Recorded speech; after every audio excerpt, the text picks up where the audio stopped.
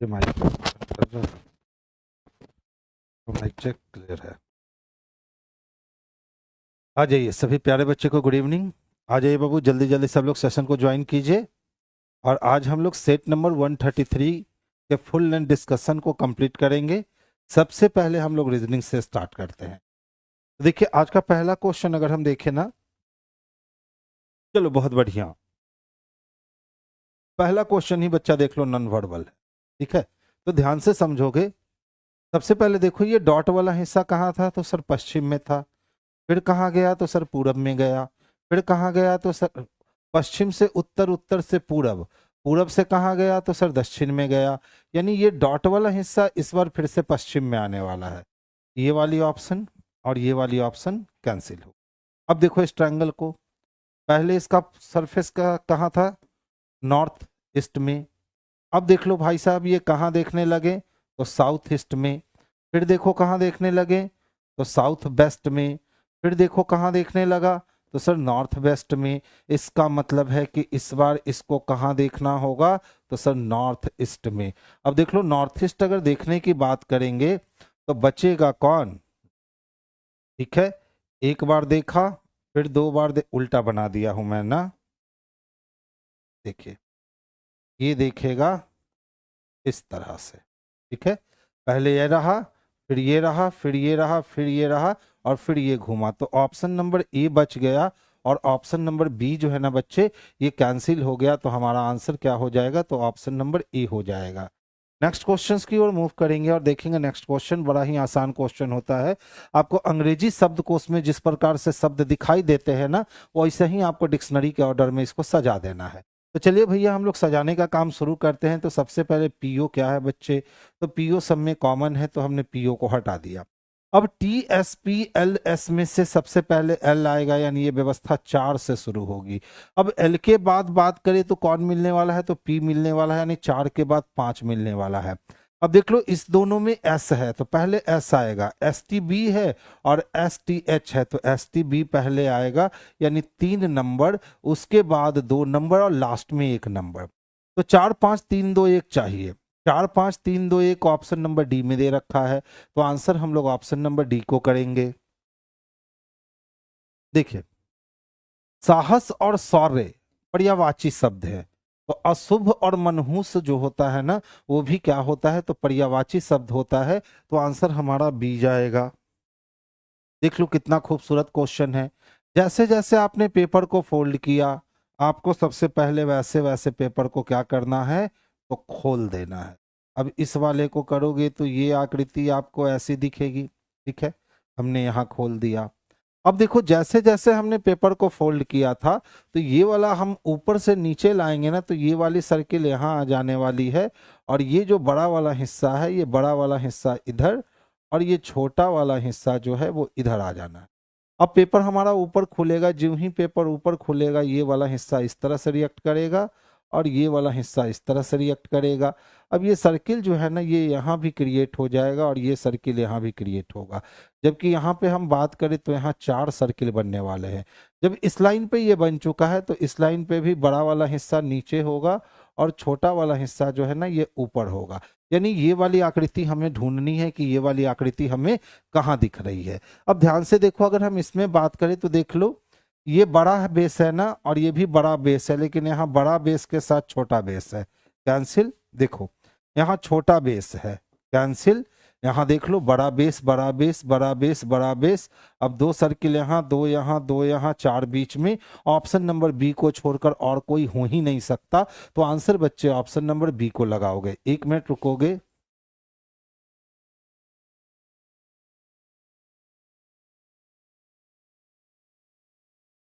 अच्छा ध्यान से देखिएगा, सीरीज पहले छोटी थी और फिर सीरीज धीरे धीरे करके बड़ी होनी शुरू हो गई।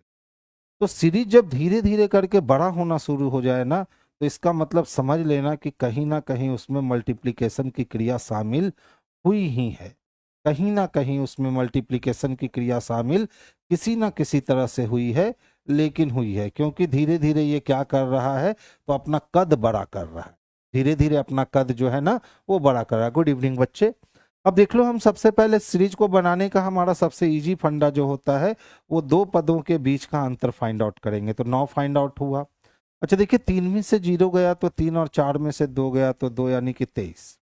अच्छा फिर से देखो, 14 में से अगर हम 3 घटा लेते, 4 में से 3 घटाएं कितना 1, और 9 में से 4 घटाएं कितना 5, यानी 51 की बढ़त हुई है। अच्छा फिर से देखो, 7 में से 4 माइनस किया 3 हो गए, 18 में से 9 माइनस किया 9 हो गए, यानी 93 माइनस किया। फिर से देख लो, 16 में से अगर हम 7 माइनस करते हैं तो 9 बचेगा, और 12 में से 8 माइनस करते हैं तो 4 बचेगा, और 2 में से 1 माइनस करते हैं तो 1 बचेगा, यानी 149 हो गए। फिर से देख लो, 15 में से 6 माइनस करे तो 9 बचा। अब यहाँ 4 में से 3 माइनस किया तो 1 बचा, और यहाँ पे हमारे पास 2 बच गए। अंतर से तो स्पष्ट नहीं हो रहा है कि भैया क्या किए हो। तो जब अंतर से स्पष्ट नहीं हो पा रहा है तो हम एक स्टेप और आगे बढ़ते हैं और अंतर का अंतर लेते हैं कि अंतर का अंतर क्या है। तो देख लो, 23 में से अगर 9 निकाल देना तो ये 14 बच जाएगा। 14 10 24 होता है, और माइनस 1 23। 11 में से 3 गया तो बचे कितने, तो सर 8 बचे, और 4 में से 2 गया तो 8। तो 14 और 14 दुना कितना हो गया, 28। चलो, हमने कहा था ना वो मल्टीप्लीकेशन आएगा ही, क्योंकि सीरीज धीरे धीरे विकराल रूप लेता जा रहा है, तो मल्टीप्लीकेशन तो आना तय है। अब देखो, 3 में से 1 गया तो कितना, तो 2, ठीक है, और कितना है, 9 में से 5 गया तो कितना, तो 4। तो देखिए 20 दूना 40, और 8 दूना 16। अच्छा, 3 में से 1 गया तो 2, और 9 में से 5 गया तो 4, यानी अभी और अंतर निकालने होंगे, ठीक है। अच्छा फिर से अंतर देख लो क्या कहता है।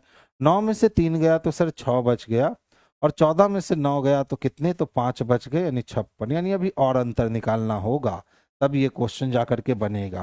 अब देखो, 9 में से 9 गया 0, 11 में से 4 गया तो 7 4 11 होते हैं, और 1 में से 1 गया 0। अब अंतर का अंतर निकालो, ये क्लियर हो जाएगा कि सर किया क्या है। तो देख लो, पहले कितना जुटा है, तो सर 14 जुटा है। अच्छा देख लो, तो 12 में से 8 माइनस करेंगे तो 4 बचेगा क्या, और 3 में से 2 1, फिर से 14 ही बढ़ा है। अच्छा फिर से देख लो, 6 में से 2 माइनस करेंगे 4, और फिर से ये लो 14 ही बढ़ा है, यानी इसका मतलब है कि इस बार भी 14 बढ़ेगा, और इसके अगले टर्म में भी 14 ही बढ़ेगा। तो 70 और 14 कितने हो जाते हैं, तो बच्चे 84 हो जाते हैं।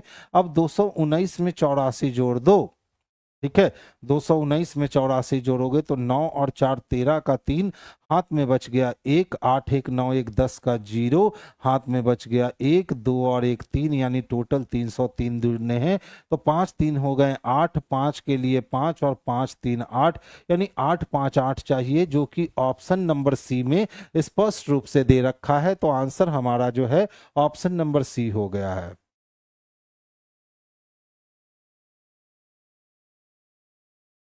उसके नोटिफिकेशन को पढ़िए, उसका नोटिफिकेशन बड़ा लंबा चौड़ा है, तो उसके नोटिफिकेशन को पढ़िए स्पष्ट रूप से। अब देखो बच्चे, 5 क्या होगा, तो अपनी जगह पे सर पलट जाएगा, यही होगा ना, यानी 5 से शुरू होने वाला है, तो ये 5 तो बचेगा नहीं, ये 5 बच गया, ये 5 तो बचेगा नहीं, ये 5 बच गया। अब देख लो 6 क्या होगा, तो अपनी जगह पे सर पलट जाएगा, ऐसा तो हो ही नहीं सकता है, तो कैंसिल हो गया, यानी ऑप्शन नंबर डी जो है ना बाबू, यही इसके लिए परफेक्ट और सबसे सुटेबल आंसर होगा। नेक्स्ट क्वेश्चंस की ओर मूव करेंगे। पहले 1 2 वाले बच्चे देख लो। कुछ टमाटर आलू हैं, टमाटर को आलू से मिलना है प्याज, एक एक में तैयार नहीं है, गलत हो गया। पॉजिटिव से निगेटिव आएगा नहीं, गलत हो गया। दो निष्कर्ष गलत हैं, दोनों में सेम एलिमेंट है, क्या है, सेम एलिमेंट है। एक सर पॉजिटिव है और एक निगेटिव है, और कुछ के साथ कोई नहीं का केस है, तो या तो के केस में जाएगा, या तो एक या तो दो किस में दे रखा है, तो ऑप्शन नंबर बी में दे रखा है। तो आंसर बच्चे हम लोग ऑप्शन नंबर बी को लगा लेंगे। अब चाहो तो आप वेन डायग्राम के माध्यम से भी इसको बना सकते हो। देख लो, जितने भी आलू थे ना हमारे पास, उसका कुछ हिस्सा किसका था, तो प्याज का था, और कुछ प्याज क्या थे, तो टमाटर थे, कुछ प्याज क्या थे, टमाटर। पहले कहता है कि सर कुछ टमाटर आलू हैं, तो सबसे पहले ध्यान से देखोगे तो टमाटर यहीं खत्म हो गया और आलू यहां खत्म हो गया, यानी कुछ टमाटर आलू नहीं दिख रहा है। दूसरा कहता है कोई भी टमाटर आलू नहीं है, तो कोई टमाटर आलू नहीं है नहीं कह सकते हैं, क्योंकि यहाँ पे क्या है, तो इंटरकनेक्टिविटी है, और इंटरकनेक्टिविटी में पॉजिटिव बोलो तब भी गलत, निगेटिव बोलो तब भी गलत, सिर्फ पॉसिबिलिटी सही होता है, ठीक है। हमेशा याद रखना। तो यहाँ हम कोई नहीं, कुछ भी नहीं कह सकते आलू टमाटर के बीच में, क्योंकि यहाँ दुश्मनी नहीं है बच्चे, यहाँ इंटरकनेक्टिविटी है। और जब भी दो बेन के बीच में इंटरकनेक्टिविटी हो तो आप पॉजिटिव कहो या आप निगेटिव कहो, हर स्थिति में वो क्या हो जाते हैं, गलत हो जाते हैं। तो ये छोटी छोटी घटनाओं को अगर माइंड में रखोगे ना तो कभी भी आपसे सेलुलिज्म गलती नहीं होगा, आप 100% एक्यूरेसी के साथ इसको बना सकते हो। अच्छा ध्यान से देखिएगा, तो अगर हम 19 में 1 की कमी कर ले तो 18 होगा क्या? और 1 को 27 मानकर 2 की कमी कर दे तो 25 आएगा। 13 में अगर हम 3 की कमी कर दे तो 10 मिलेगा क्या? और 16 में 4 की कमी कर दे तो 12 मिल जाएगा। इसी तरह 12 में 5 की कमी कर दे तो 7 मिल जाएगा। हम 5 दे रखा है तो 26 5 31 भी समझ सकते हैं ना। और 31 में अगर 6 की कमी कर दे तो 25 मिल जाएगा। यानी 1 से लेकर के 6 तक बस घटा दिया है। आप भी घटा दो, किसके लिए चाहिए? पीपल के लिए चाहिए। तो 16 में 1 घटा तो 15, 15 के लिए ओ भैया ये वाली ऑप्शन तो गई। अब देखो 5 में से 2 गया तो 3, यानी ओ के साथ सी चाहिए, तो ये वाली ऑप्शन गई। अब सबको मत लिखो, देख लो अनकॉमन कहाँ है। तो सर बस लास्ट में अनकॉमन है, तो देख लो 1 2 3 4 5 6, तो 31 में से अगर 6 जाएगा तो वाई बचेगा ना, यानी ये वाली ऑप्शन कैंसिल हो गई और ये वाली ऑप्शन आंसर हो गई। हमने कुछ नहीं किया, बस 2 सेकंड बचा लिया। और यही 2 सेकंड बहुत मैटर करता है एग्जाम में बचाना। तो जैसे जैसे क्वेश्चन से सेकंड बचाने लगोगे ना, वैसे ही हमारा काम आसान हो जाएगा। सबसे पहले तो यही दिख रहा है कि सर 16 को 4 से गुना कर दो और 16 चको 64 हो गया, ठीक है। लेकिन 64 में कितने जोड़ दो? 5 जोड़ दो, तो कितने हो जाएंगे? तो 69 हो जाएंगे। सेम काम करके देखो, तो अगर 31 को सर हम 4 से गुना करते हैं तो 4 एकम 4 और 4 तिहाई 12, 124 हो गया। लेकिन 124 में 5 नहीं जोड़ा है, 20 जोड़ा है। कुछ और किया है क्या? 64। अगर हम 11 निकाल लें तो मिल जाएगा, 11 निकाल लें तो मिल जाएगा। हाँ बाबू किया तो है, देख लो ना आराम से। पहले कितना से गुना? 4 से गुना। फिर जो पहली संख्या दी गई थी ना, ये जो पहली संख्या दी गई थी, ठीक है, इसमें से 11 की कमी कर दी और साथ में जोड़ दिया। तो देख लो अब कितने हो गए? तो 64 और प्लस 5 हो गए, यानी कि ये 69 हो। इसी तरह से देखो पहली संख्या कौन है? 31 है। इसमें 31 में से 11 माइनस, तो 31 में से 11 माइनस करोगे तो 20 होगा। तो 124 में उसने 20 को जोड़ दिया और इस तरह से वो 144 लिख। आपको भी बस सेम प्रोसेस करना है, आपका आंसर आपके पास आ जाएगा। तो देखो तो कितना दे रखा है? 24 दे रखा है ना। पहले 24 को अगर 4 से हम मल्टीप्लाई करें तो 24 चौको 96 हो जाएगा। प्लस कितना प्लस करना है सर? तो भैया कुछ नहीं करना है, 24 में से 11 को माइनस कर देना। तो 24 में से 11 को माइनस करोगे 13 बचेगा। तो 96 में हम लोगों को 13 ऐड कर दे, ठीक है। तो देख लो 6 3 कितने हो गए? 9 हो गए। 9 1 10, 109 चाहिए, जो कि ऑप्शन नंबर बी में स्पष्ट रूप से देखने को मिल रहा है। तो बड़ा अच्छा क्वेश्चन था एकदम, बिल्कुल पहली बार में तो लगा कि एकदम झुनझुना वाला क्वेश्चन दिया है, 5 जोड़ा है। लेकिन दूसरी बार में पता चला कि नहीं सर 5 नहीं जोड़ रहा है, पहली संख्या में 11 माइनस करके जो आ रहा है ना वही जोड़ रहा है। तो इसको अच्छा क्वेश्चन बच्चे कहा जा सकता है। अब देखिए जैसे जैसे पेपर को फोल्ड किया वैसे खोल लो ना।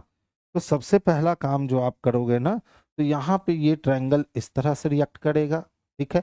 अब फिर यहाँ पे ये ट्रायंगल इस तरह से और यहाँ पे ये ट्रायंगल इस तरह से रिएक्ट करेगा। सिर्फ इतना ही में खोजो कहाँ है, ठीक है। तो देखो ये वाला तो घर चला गया, ये वाला भी घर चला गया, ये वाला भी घर चला गया, बस यही बच गया। अब आगे सोचने की उतना जरूरत नहीं है, एकदम दिमाग लगाना है इस टाइप के क्वेश्चंस में और कोशिश करना है हम जितना जल्दी बना सके उतना हमारे लिए गेम जो होगा ना हमारे अंडर में होगा। कुछ नहीं किया, देख लो 9 को 2 से गुना किया तो 9 दूना 18 हो गए और 18 में अगर 3 को ऐड कर देंगे ना तो 18 3 21 मिल जाता है ये संख्या। इसी तरह से देख लो 11 को 2 गुना किया तो 11 दूना 22 हो जाएंगे। अगर 22 में हम 3 ऐड कर देना तो 22 3 25 मिल जाता है, ये वाली संख्या। तो अब क्या करोगे आप, 17 को 2 से गुना करोगे, 17 दूना कितने हो जाएंगे 34, और प्लस 3 को ऐड करोगे तो 34 और 3 37 हो जाएंगे। 37 किसी में दे रखा होगा तो वही आंसर होगा, इसका आंसर 37 हो जाएगा। दिया है क्या, नहीं दिया है कहीं भी ऑप्शन, तो इसका आंसर बाबू क्या हो जाएगा, तो 37 हो जाएगा। शायद आपके पास ऑप्शन दिया होगा, हमारे वाले सिस्टम में ऑप्शन नहीं दे रखा है, तो इसका आंसर कितना हो जाएगा, तो 37 हो जाएगा। आगे वाले को करने की कोई ज़रूरत नहीं है, जब दो में सेम काम हो रहे हैं तो तीसरे में भी 100% सेम काम होंगे, आगे बना करके टेंशन लेने की ज़रूरत नहीं है। अच्छा देख लो यहाँ, 1 2 3 4, 4 तो आपको यहां से मिल गए। अब यहां से देखो ये 3 मिलेगा ना, तो 3 3 3 6, 6 3 9, और 9 3 12, तो 12 और 4 कितने 16, 16 के बाद ये 17, ये 18, ये 19, ये रहा 20, ये रहा 21, ये रहा 22, ये रहा 23, ये रहा 24, ये रहा 25, और ये रहा 26। लेकिन इसके मिलने से और अब कोई नया ट्रायंगल बन नहीं रहा है, तो आंसर 26 ही लगा देना, यानी ऑप्शन नंबर डी को लगा देना, यही इसके लिए बेस्ट और सबसे सुटेबल आंसर है। देख लो पहला फिगर ही मिल गया, ध्यान दोगे।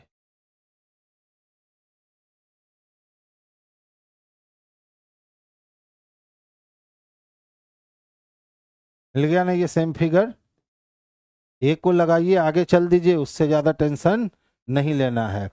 दिलीप कुमार जी, नंबर जब तक नहीं लिखिएगा बाबू क्वेश्चंस का तब तक हम कुछ नहीं कर पाएंगे, सिर्फ अगेन सर लिख देने से कुछ नहीं होगा, नंबर लिखना पड़ेगा।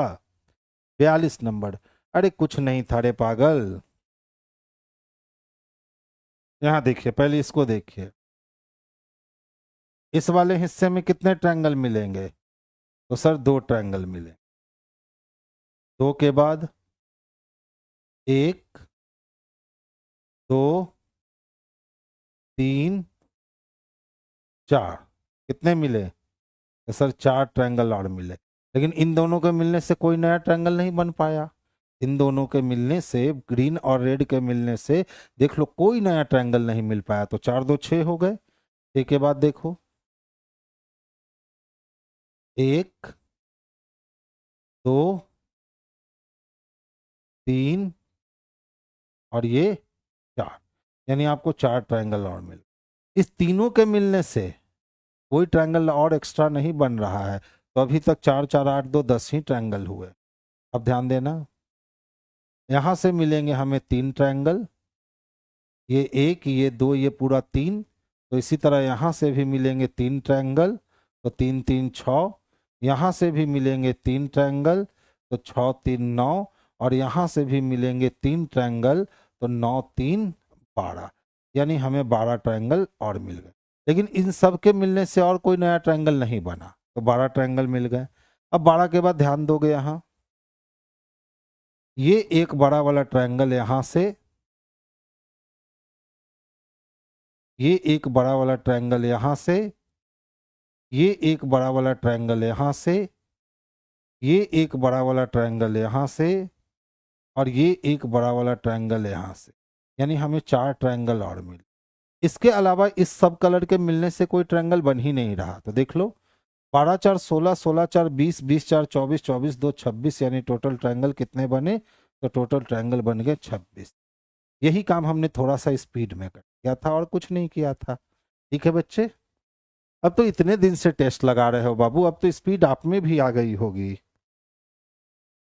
चलिए गेम को ऑन करें, तो देखिए ध्यान से समझोगे बाबू, टी की प्लेस वैल्यू कितनी होती है, तो सर 20 होती है, ए की प्लेस वैल्यू 1 होती है, ई की प्लेस वैल्यू 5 होती है, आर की प्लेस वैल्यू 18 होती है, और जी की प्लेस वैल्यू 7 होती है। यानी पीछे वाला लेटर आगे लिख दिया मान, सब में वही किया, देख लो के लिए 11, आर के लिए 18, ओ के लिए 15, डब्ल्यू के लिए 23। तो देखिए क्या है हमारे पास वेल है, यानी हमारे पास कुआं है, ठीक है, तो क्या लिखेंगे, तो 12 12 5 23, 12 12 5 23 ढूंढ लेना है, जो कि ऑप्शन नंबर सी में स्पष्ट रूप से देखने को मिल रहा है। तो आंसर हमारा ऑप्शन नंबर सी जो है, यही इसके लिए बेस्ट और सबसे सुटेबल आंसर है। नेक्स्ट वन देखोगे, पहले 1 2 वाले देखिए। सभी कंपास इरेजर हैं। कंपास को शादी करना है इरेजर से, शार्पनर 1 2 में तैयार है, सही हो गया। कुछ कंपास पेंसिल हैं। कंपास को शादी करना है पेंसिल से, कंपास गया शार्पनर के पास, शार्पनर तैयार, लेकिन इरेजर 1 1 में तैयार नहीं है, शादी टूट गई। इरेजर को शादी करना है कंपास से, इरेजर यहाँ है कंपास से यहाँ, शार्पनर 1 2 में मिलवाने को तैयार है, शादी हो गई। यानी 1 और 3 सत्य है। अब देख लो 1 और 3 केवल ऑप्शन नंबर ए में दिख रहा है, तो आंसर हमारा ऑप्शन नंबर ए जो होगा ना, यही इसके लिए बेस्ट और सबसे सुटेबल आंसर। अब जो बच्चे वेन डायग्राम से बनाते हो ना, वो बच्चे देख लो। अगर हम बात करें पेंसिल की, इसकी बात करें पेंसिल की, तो सभी पेंसिल हमें क्या दिखेंगे, तो सर इरेजर दिखेंगे। और सभी शार्पनर भी हमें क्या दिखेंगे, तो सभी शार्पनर हमें इरेजर दिखेंगे। जितने भी शार्पनर हैं वो इरेजर दिखेंगे। अब सभी कंपास मुझे क्या दिखेगा, शार्पनर। और थोड़ा बना बनाना चाहिए था ना, थोड़ा सा छोटा हो गया, थोड़ा सा और बड़ा बनाना चाहिए था। सभी पेंसिल क्या है, तो सर सभी पेंसिल इरेजर है। ठीक है, सभी शार्पनर, जितना भी शार्पनर है वो भी इरेजर है। और सभी कंपास शार्पनर है, जितना भी कंपास है, जितना भी कंपास है वो सभी शार्पनर है। यही वेन बनने वाला। अब ध्यान से देखो, सभी कंपास इरेजर है, तो देखिए जितना भी कंपास है इरेजर का हिस्सा है ना, सही हो गया। कुछ कंपास पेंसिल है, तो देखिए कंपास का कुछ हिस्सा पेंसिल नहीं दिख रहा है, गलत हो गया। कुछ इरेजर कंपास है, तो देखिए इरेजर जितना है उसके कुछ हिस्से पे कंपास है ना, यानी तीसरा सही हो गया। तो सही कौन कौन हो गया बच्चे, तो 1 और 3 जो है ना बाबू, यही सही हो गया। अब देखिए, एक तस्वीर में एक महिला की ओर इशारा करते हुए विजय ने कहा, उसकी यानी तस्वीर की बहन की माता। तो महिला के बहन की जो माता होगी वो महिला के भी माता होगी। मेरे पिता की पुत्री की बहन है, तो मेरे पिता की पुत्री यानी बहन, और बहन की जो बहन है वो मेरी बहन उसकी माता है। तो मेरी बहन जैसे ही उस तस्वीर वाले महिला की माता हुई, तो तस्वीर वाली महिला जो हो गई मेरी बहन की बेटी हो गई, और बहन की बेटी को भांजी कहेंगे। भांजी किसमें है, तो ऑप्शन नंबर बी में है। तो आंसर हमारा ऑप्शन नंबर बी जो है, यही बेस्ट और सबसे सुटेबल है। देखिए, कोई तस्वीर था, और तस्वीर किसकी थी, तो महिला की, और इसकी ओर इशारा करते हुए किसने कहा, तो विजय ने कहा। किसने कहा, विजय ने कहा। विजय ने कहा उसकी बहन मेरे माता, मेरे माता, मेरे माता, उसकी बहन की माता, उसकी बहन की माता मेरे पिता की पुत्री की बहन है। कौन है, उसकी बहन की माता मेरे पिता के पुत्री की बहन है। हो गया रिलेशन कंप्लीट। किसका रिलेशन पूछ रहा है बच्चे, महिला विजय से, यानी विजय के बारे में बताना है। तो अगर हम विजय हैं तो ये मेरे पिताजी, और मेरे पिताजी की पुत्री मेरी बहन, और मेरे बहन की बहन मेरी बहन, मेरे बहन की जो बेटी होगी भांजी, और भांजी की जो बहन होगी वो भी क्या लगेगी, तो भांजी लगेगी। तो विजय क्या कहने वाला है, तो भांजी कहने वाला है। वो होता है मुजवानी शॉर्टेस्ट तरीका। ठीक है, अगर आप उस तरीके से जैसे बनाना शुरू कर दोगे तो शुरुआत में आपको तंग करेगा, बहुत तंग करेगा, लेकिन जिस दिन वो काबू में आ जाएगा ना, तो समझ लेना फिर ब्लड रिलेशन में आपको ये करने की जरूरत पड़ेगी ही नहीं। आप 99% क्वेश्चन वैसे ही मुजवानी बनाकर रख दोगे। लेकिन हाँ, उसको समय देना होगा, थोड़ा सा समय दो उसको, फिर वो आपका हो गया। और एक बार आपका हो गया तो आप इस फिगर से मुक्त हो जाओगे, क्योंकि इसमें क्या होता है ना, दोहरी मार होती है। एक बार फिगर बनाएंगे, एक बार रिलेशन पढ़ेंगे, उसमें फिगर बनाने का झंझटे खत्म है। एक बार बस रिलेशन को पढ़िए, अपना आंसर दीजिए। अब देखो, कहता है सर बतला दो ये जो आकृति हमने दिया है ना, आप घुमा नहीं सकते हो इसको, और बिना घुमाए बताओ कि इस चारों में से कौन सा हिस्सा उसमें जाकर के सेट हो जाए।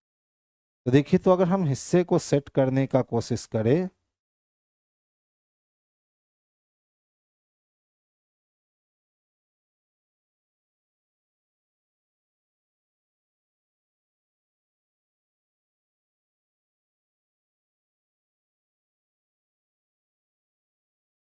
यही वाला हिस्सा सेट हो जाएगा। तब ज्यादा दिमाग खर्च नहीं करना है, एक बार में ही बना देना है। नेक्स्ट वन देखेंगे, जिस प्रकार वे अंग्रेजी शब्दकोश में यानी डिक्शनरी के क्रम में सजाना है।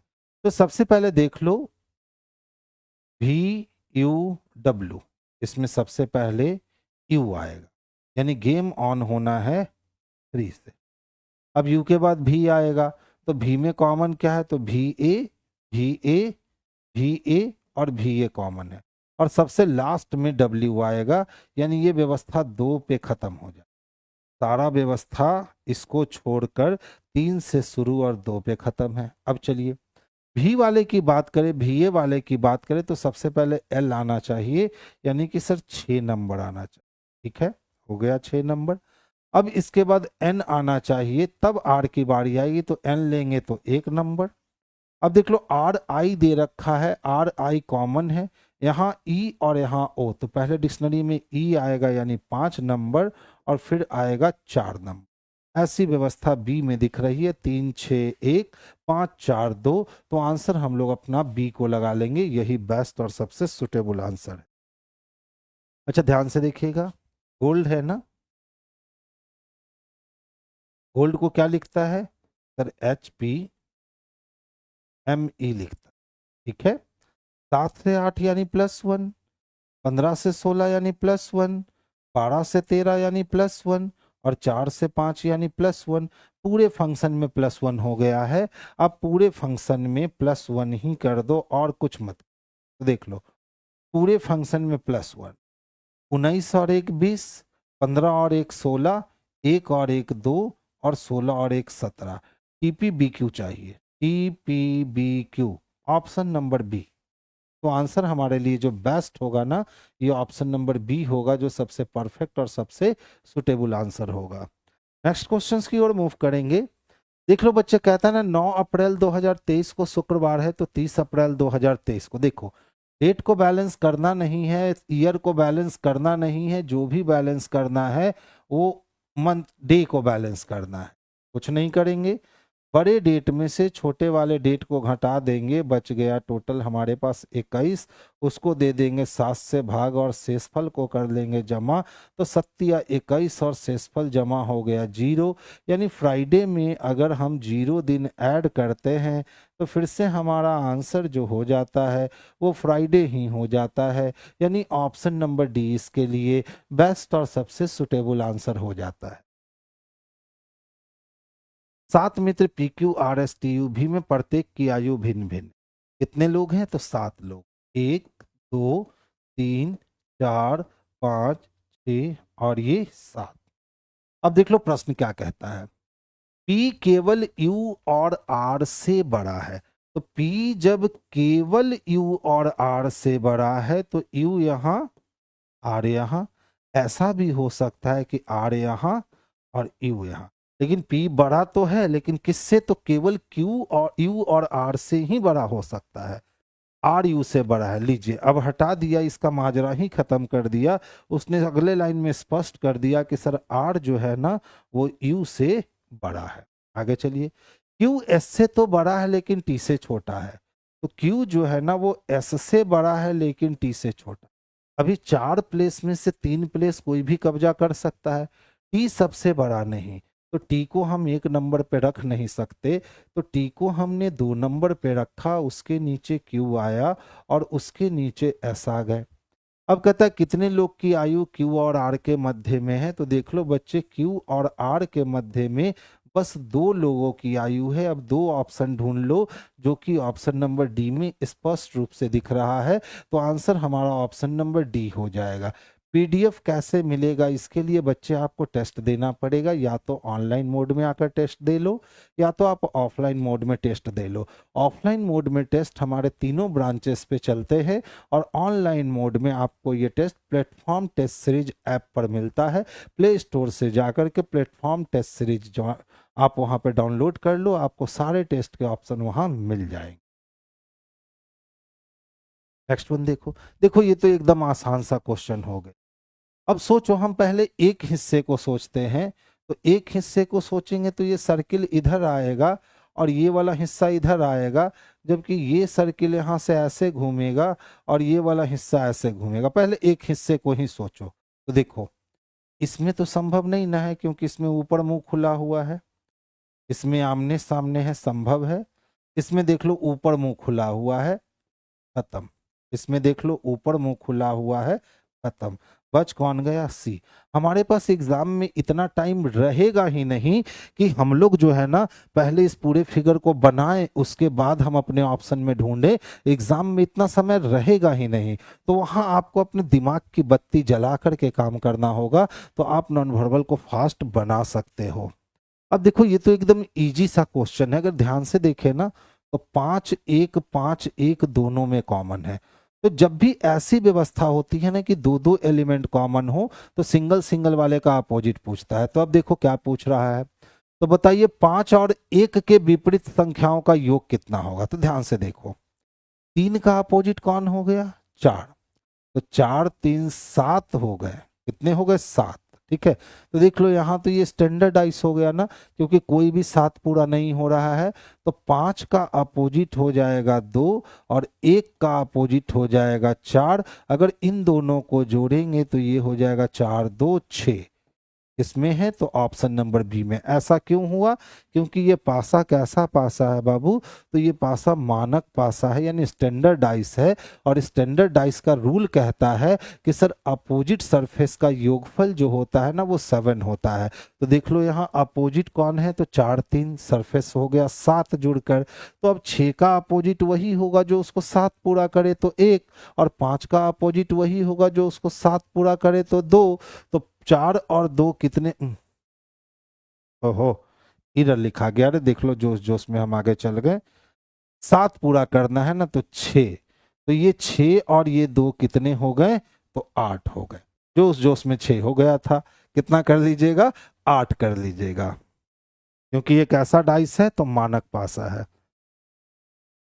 सौरमंडल, पृथ्वी, भारत, आकाश, एशिया। या तो धीरे से ऊपर जाएंगे या तो ऊपर से नीचे आएंगे। अगर ऊपर से नीचे हम आते हैं ना, तो सबसे पहले आएगा आकाश गंगा। ठीक है, आकाश गंगा का हिस्सा कौन होगा, तो सौरमंडल। ठीक है, सौरमंडल में कौन आएगा, तो पृथ्वी। पृथ्वी में कौन आएगा, तो एशिया। और एशिया में कौन आएगा, तो भारत। अगर हम बड़ा से छोटे की ओर चले तो ये जाएगा, यानी 5 1 2 4 3, 5 1 2 4 3 यहाँ दे रखा है। तो यही हमारे लिए परफेक्ट और सबसे सुटेबल आंसर हो गया। तो आंसर हम लोग ऑप्शन नंबर ए को कर लेंगे। एक व्यक्ति की ओर इशारा करते हुए राहुल ने कहा, उसके पुत्र का पुत्र। तो व्यक्ति के बेटा का बेटा यानी व्यक्ति का पोता। मेरी मेरी यानी राहुल की माँ की पुत्री, तो राहुल की माँ की पुत्री जो हो गई वो राहुल की बहन, और का पिता है। तो कौन, मेरी माँ की पुत्री यानी मेरी बहन का पिता है। तो मेरी बहन का पिता, मेरी बहन का पिता उसका पोता है। मेरी बहन का पिता कौन है, उसका पोता है। तो वो व्यक्ति जो है ना वो मेरे दादा नहीं परदादा होंगे, यानी दादा के भी दादा होंगे तो परदादा होंगे। ठीक है, तो अब देख लो कहता है वो व्यक्ति राहुल से किस प्रकार संबंधित है, तो परदादा है, यानी ऑप्शन नंबर ए है। आप डायरेक्ट बना सकते हो, कोई बड़ी बात नहीं है। देख लो किसकी ओर इशारा, तो बच्चे व्यक्ति की ओर इशारा। और व्यक्ति की ओर इशारा करते हुए किसने कहा, तो बाबू राहुल ने कहा। ठीक है, उसके पुत्र का पुत्र, यानी व्यक्ति का कोई पुत्र है और उसका भी पुत्र है। उसके पुत्र का पुत्र, मेरी माँ, मेरी यानी राहुल की माँ की पुत्री का कौन है, तो पिता है। क्लियर। अब पूछ रहा व्यक्ति राहुल से किस प्रकार संबंधित है, किससे, तो राहुल से। अगर हम हैं तो ये मेरी माता, मेरी माता की पुत्री यानी मेरी बहन, और मेरी बहन के पिता मेरे भी पिता, और पिताजी के पिताजी तो दादाजी, और दादाजी के पिताजी तो परदादा जी। तो आंसर हमारा ऑप्शन नंबर ए हो जाएगा, यानी परदादा जी इसके लिए आंसर मिलेगा। ध्यान देखो, ऐसा क्वेश्चन अभी हम लोग पहले देख चुके हैं, लेकिन ये थोड़ा सा अलग रिएक्ट किया है। वहां 20 से पूरे को नहीं काटा था, यहाँ 20 से पूरे को काट दिया है। तो ध्यान से देखिएगा। देखो, सबसे पहले अगर हम इस हिस्से को चेक करें तो यहाँ से 3 मिलेगा, यहाँ से भी 3 मिलेंगे, तो 3 3 कितने हो गए, तो 6। 6 के बाद अगर हम इस वाले हिस्से को देखें तो ये हिस्सा 7, और इस वाले हिस्से को देखें तो ये हिस्सा हो गया 8। 8 के बाद ध्यान से देखना, ये छोटा वाला अगर हम देख लें तो ये 9 नंबर, ये छोटा 10 नंबर, ये छोटा 11 नंबर, ये छोटा 12 नंबर, ये छोटा रहा 13 नंबर, ये छोटा रहा 14 नंबर। तो अभी तक 14 देख चुके हैं हम। अब इसके मिलने से यह एक बना नया जो हुआ 15 नंबर, और इधर से बना एक नया जो हुआ 16 नंबर। तो अभी तक हमने कितना देख लिया, 16 देख लिया। 16 के बाद देख लो, यहां ये हमारा रहा 17 नंबर, ये रहा 18 नंबर, ये रहा 19 नंबर, और ये रहा 20 नंबर। लेकिन इस लाइन के यहाँ आने से कोई नया ट्रायंगल रिएक्ट नहीं कर पाया। तो अभी तक हमारे पास कितने हो गए, तो 16 और 4 20। अब 20 के बाद ये छोटा वाला तो हमने काउंट किया ही नहीं। तो 20 के बाद अगर हम बात करें तो ये रहा हमारा 21 नंबर का ट्रायंगल, ये रहा 22 नंबर का ट्रायंगल, ये रहा 23 नंबर का ट्रायंगल, और ये रहा 24 नंबर का ट्रायंगल। यानी बच्चे इसमें टोटल ट्रायंगल की संख्या कितनी है, तो इसमें टोटल ट्रायंगल की संख्या 24 है। तो आंसर क्या लगाएंगे, 24। इसके पहले वाला फिगर में थोड़ा सा डिफरेंट था तो 26 आया था, इसमें थोड़ा सा डिफरेंट है तो 24 आ गया। नेक्स्ट क्वेश्चंस की ओर मूव करेंगे। अच्छा देखो, नोप की बात करते हैं हम, किसकी बात करते हैं, तो नोप की बात करते हैं। यहीं से ही गिनना शुरू करो, 15 15 30, 15 या 45, अब 45 और 5 हो गए 50, यानी नोप की कुल वैल्यू है 50, लेकिन लिख रहा है 100। इसको 2 से गुना कर दो, तो 50 दूना 100 हो गए। अब देख लेना, आप लिख करके जोड़ लेना, ये वैल्यू इतना ही आएगा। अब जब हमें पता है कि सबका वैल्यू कितना होता है, तो हर बार हम लिखकर कितना जोड़े, कभी कभी बिना लिखे भी जोड़ो, मजा आएगा। अब देखो, एक की बात करें, ठीक है, तो 7 7 14, 14 5 कितने हो गए, तो 19 हो गए, और 19 को 2 गुना कर दिया तो 19 दूना कितने आ गए, तो 38 आ गए ना। अब सेम सेम काम हमको किसके साथ करना है, तो सर लैब के साथ करना है। ध्यान से देखिएगा, 12 और 12 24, 24 4 28, 28 1 29, ये टोटल वैल्यू कितना आया, तो 29। 29 को किससे गुना, 2 से। 9 दूना 18 का 8, हाथ में 1, 2 दूना 4 1 5, यानी वैल्यू 58 आना है, जो कि ऑप्शन नंबर बी में हमें स्पष्ट रूप से देखने को मिल रहा है। तो आंसर हम लोग बच्चे ऑप्शन नंबर बी को करेंगे, जो बेस्ट और सबसे सुटेबल है। देखिए, आकाश गंगा, पृथ्वी और चंद्रमा, तो ये पूरा क्या हो गया, तो आकाश गंगा हो गया। पृथ्वी आकाश गंगा का एक हिस्सा है, और चंद्रमा भी आकाश गंगा का हिस्सा है। पृथ्वी ग्रह है, चंद्रमा उपग्रह है, तो दोनों एक दूसरे के अंदर नहीं हो सकता है। और ये व्यवस्था किस में दिखेगी, तो ऑप्शन नंबर सी में दिखेगी। तो आंसर हम लोग सी को कर लेंगे। 7 मित्र कृति, सिया, अमिता, प्रीति, दीपिका, जीत और परी में से प्रत्येक ने एक परीक्षा में भिन्न भिन्न अंक प्राप्त किए। अब कहता है परी ने कृति से अधिक परंतु सिया से कम अंक प्राप्त किए। तो अगर हम परी की बात करते हैं, तो परी की बात करें तो परी ने कृति से अधिक, परी ने कृति से अधिक परंतु सिया से कम अंक प्राप्त किए। दीपिका ने प्रीति से कम, तो दीपिका ने प्रीति से कम, कोई दीपिका थी, उसने प्रीति से कम परंतु अमिता से अधिक अंक प्राप्त किए। देखिए अभी दोनों में से कहीं किसी का संपर्क नहीं है। अब कहता है कृति ने प्रीति से अधिक अंक प्राप्त किए, तो कृति किसके ऊपर है? तो सर प्रीति के ऊपर है। और हमें मालूम है प्रीति के नीचे कौन है? तो दीपिका है, और दीपिका के नीचे कौन है? तो अमिता है। यानी 6 लोग की व्यवस्था करने को कहा और 6 लोग की व्यवस्था हमने कर लिया। कहता है किसने परी से अधिक अंक प्राप्त किए? तो सिया ने बच्चे परी से अधिक अंक प्राप्त किए।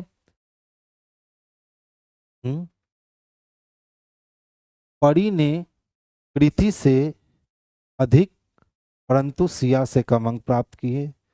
दीपिका ने प्रीति से कम परंतु अमिता से अधिक अंक प्राप्त। अच्छा 7 मित्र है, ओहो हो, तब तो आगे कुछ और होगा। सिया ने सर्वाधिक अंक प्राप्त नहीं किया।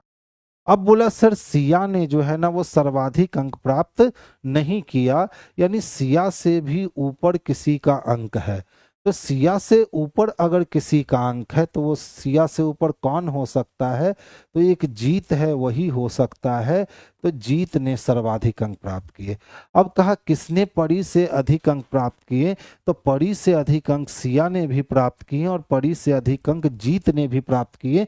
सिया दिया नहीं है तो जीत देना पड़ेगा। जीत किसमें है बच्चे?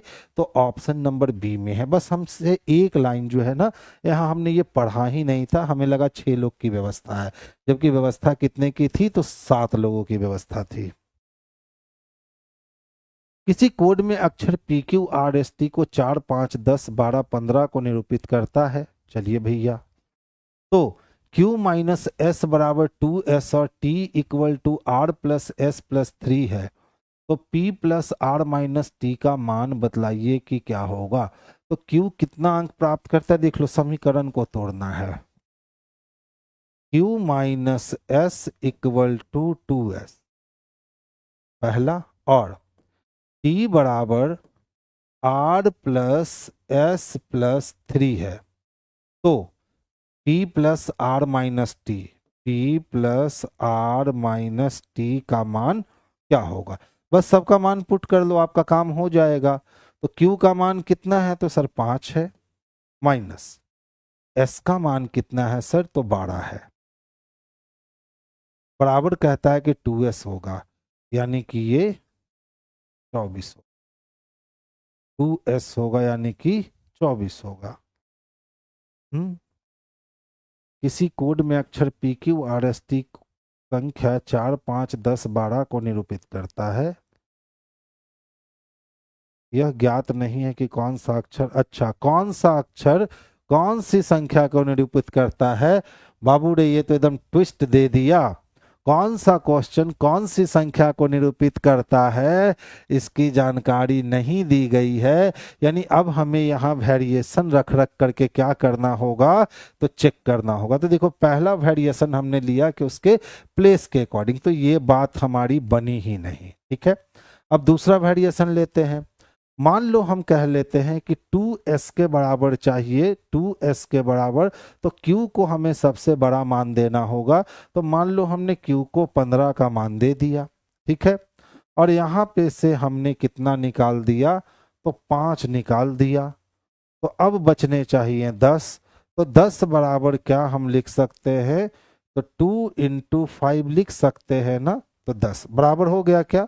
यानी Q का मान तो निकल गया कि सर 15 होगा, और S का मान निकल गया कि 5 होगा। बहुत बढ़िया, अच्छा क्वेश्चन है।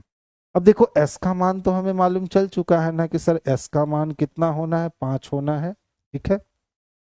अब कहता है R प्लस एस प्लस 3, तो 5 3 कितने? 8। अब मेरे पास मान क्या क्या बचे हुए हैं? तो 15 को हम ले नहीं सकते हैं क्योंकि 15 Q के लिए है।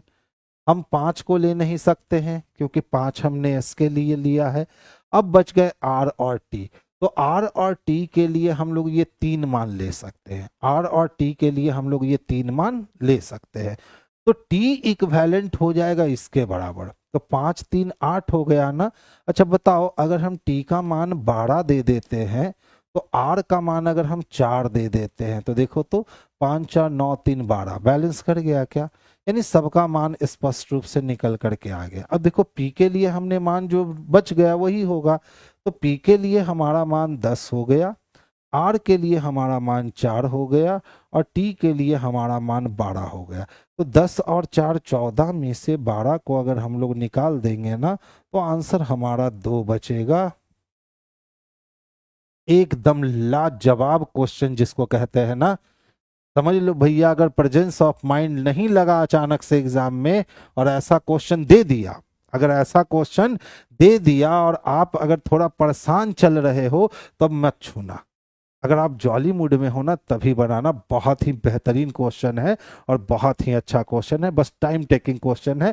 अब हर बार ये मान आप रख लोगे ऐसे सोच करके, ये हर बार संभव नहीं हो सकता है। अगर माइंड कूल रहेगा तभी आप ये कर पाओगे कि भैया क्यू में से एस को घटाएंगे तो 2 एस आएगा और हमारे पास इतना ही मान है तो हम किसको फीड कर दे कि हम इसको एडजस्ट कर सकते हैं। तो ये काफी अच्छा क्वेश्चन है, इसको कहते हैं मैथमेटिकल रीजनिंग।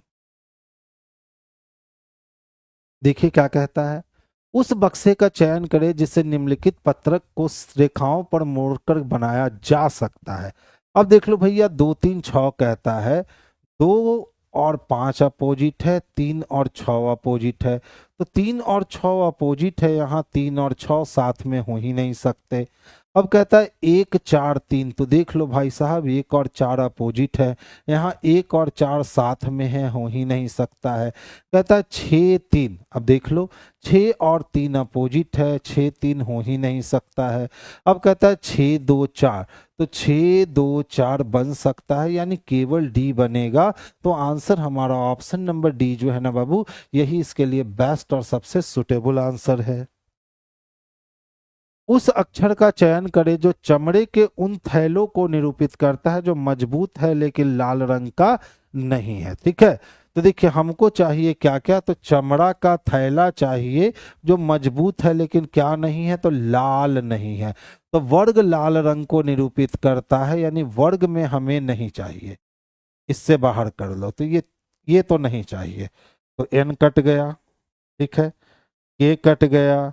अब बेचारा बच गया एम और जी। अब कौन बच गया, तो एम और जी। तो देखिए उसने क्या कहा था, आयत तो मजबूती को दिखाता है, तो जी और एम दोनों मजबूत है। वृत्त चमड़े को दिखाता है, तो वृत्त चमड़ा है तो चमड़े को दिखाता है, लेकिन लाल रंग का नहीं। तो चमड़े के उन थैले को, अब सवाल उठता है सर त्रिभुज थैला को दिखाता है, यानी एम चाहिए मुझे, क्योंकि एम थैला भी दिख रहा है, मजबूत भी दिख रहा है और चमड़े का भी दिख रहा है। तो अब जी हमारा कट जाएगा और एम हमारा आंसर हो जाएगा।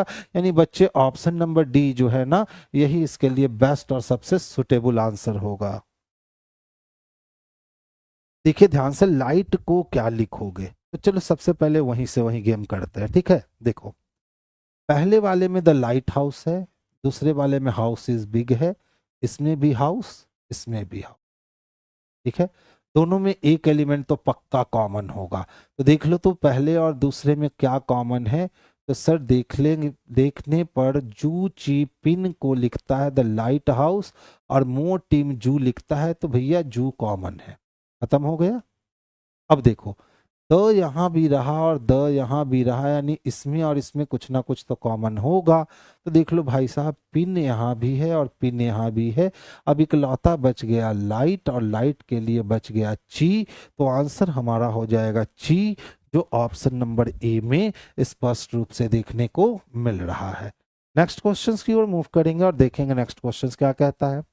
4 अक्षर समूह में से ऑड मैन आउट तलाशने, चलो भैया तलाशते हैं। देख लो 18 में 3 ऐड कर लोगे बच्चे 21 हो जाएंगे, और 10 में 3 ऐड करोगे 13 होंगे, 14 में 3 ऐड करोगे 17 होंगे, और 19 में 3 ऐड करोगे 22 होंगे। यानी पहले अटेम्प्ट में नहीं मिला। आगे चलते हैं, 21 में अगर 2 ऐड करोगे तो 23 होगा, और 13 में 2 ऐड करोगे तो 15 होगा, 17 में 2 ऐड करोगे तो 19 होगा, लेकिन 22 में 3 ऐड करोगे ना तब 25 होगा। यानी ऑप्शन नंबर अदर से डिफरेंट है, सब में 3 और 2 ऐड हो रहा है। जबकि बी नंबर की अगर हम बात करते हैं बच्चे, तो 3 और 3 ऐड हो रहा है। नेक्स्ट क्वेश्चंस की ओर मूव करेंगे और देखेंगे क्या कहता है। देखिए, W का अपोजिट D होना है, O का अपोजिट L, I का अपोजिट R और D का अपोजिट W। बस अपोजिट वैल्यू को लिख देना है। तो V का अपोजिट E होता है, E का अपोजिट V होता है, R का अपोजिट I और B का अपोजिट Y होता है। यानी E भी I Y चाहिए, E भी I Y option number D में दिख रहा है। तो आंसर हमारा ऑप्शन नंबर D हो जाएगा। आगे चले, नेक्स्ट वन देखेंगे। अब देख लो भाई साहब, सीरीज है और थोड़ी सी लंबी सीरीज है। और जब थोड़ी सी लंबी सीरीज है तो सीरीज का एक ही रामबाण इलाज होता है कि भाई साहब कुछ मत कीजिए, दो पदों के बीच का आप अंतर फाइंड आउट कर लीजिए कि अंतर क्या है। तो चलिए हम लोग अंतर को डिफाइन करते हैं और देखते हैं अंतर क्या है। अच्छा, अगर यहाँ देखोगे 4 से 22 होने का मतलब है कि 18 प्लस होगा तभी 22 आना है। अब देख लो 22 से 47, तो 7 में से 2 गए बच्चे, 5 बचा, और 4 में से 2 गया तो 2, यानी 25 का अंतर आया। अच्छा, फिर से देखो तो 13 में से अगर हम 7 निकाल दे तो 6 बचेगा क्या, और यहाँ 7 में से 4 निकाल दे तो 3 बचेगा क्या, यानी 36 का अंतर आएगा। 12 में से 3 निकाल दे तो 9 बचेगा, 12 में से 8 निकाल दे तो 4, यानी 49 का अंतर आया। 8 में से 2 निकाल दे तो 6, और 19 में से 13 निकाल दे तो 6, यानी 66 का अंतर आया। इसी तरह से 13 में से 8 निकालेंगे तो 5, और 17 में से 9 निकालेंगे तो हो जाएगा कितना, 8। ठीक है, और अब बच गया भैया एक में से एक 0, यानी 85। बस अगला टर्म ज्यों ही 100 हो जाए ना, हमें हमारा आंसर जो है ना ये बिल्कुल आराम से मिल जाएगा। तो देखिए, थोड़ा सा मेहनत कर लेते हैं। 18 से 25 जाने, यानी इधर 2 और इधर 5, यानी 7 की बढ़त हो जाएगी। अब देख लो 25 10 35 से 36, यानी 11 की बढ़त हो गई। 36 10 46 और 3 49, यानी कि 13 की बढ़त हो गई। और 49, तो यहाँ देख लो, तो यहाँ 13 के बाद 15 हो रहा है क्या, तो 9 इधर निकला तो 1, यानी 7। ठीक है, अब यहाँ पे एक 17, यानी प्राइम नंबर चल रहा है। देख लो 7 11 13 17, अगला 19 आएगा तो कंफर्म हो जाएगा। 15 में से 6 गया तो 9 हो गया, और 7 में एक बिल्कुल कंफर्म हो गया कि सर प्राइम नंबर ही चल रहा है। पहले 7 था, फिर 11, फिर 13, फिर 17, फिर 19। तो 19 के बाद जो अगला प्राइम नंबर मिलता है वो होता है बच्चे 23। 19 के बाद अगला प्राइम नंबर कौन, 23। तो देखो 5 3 कितने हो गए, 8 हो गए, 8 2 कितने हो गए, 10 हो गए, यानी 108 इसमें ऐड करना है। 8 3 11 के लिए एक हाथ में बचा, 1 8 1 9 हो गया, और 2 1 3, 391 चाहिए, जो कि ऑप्शन नंबर बी में स्पष्ट रूप से दिख रहा है। तो आंसर बाबू हम लोग ऑप्शन नंबर बी को लिखा लगा लेंगे, यही इसके लिए बेस्ट और सबसे सुटेबल आंसर है।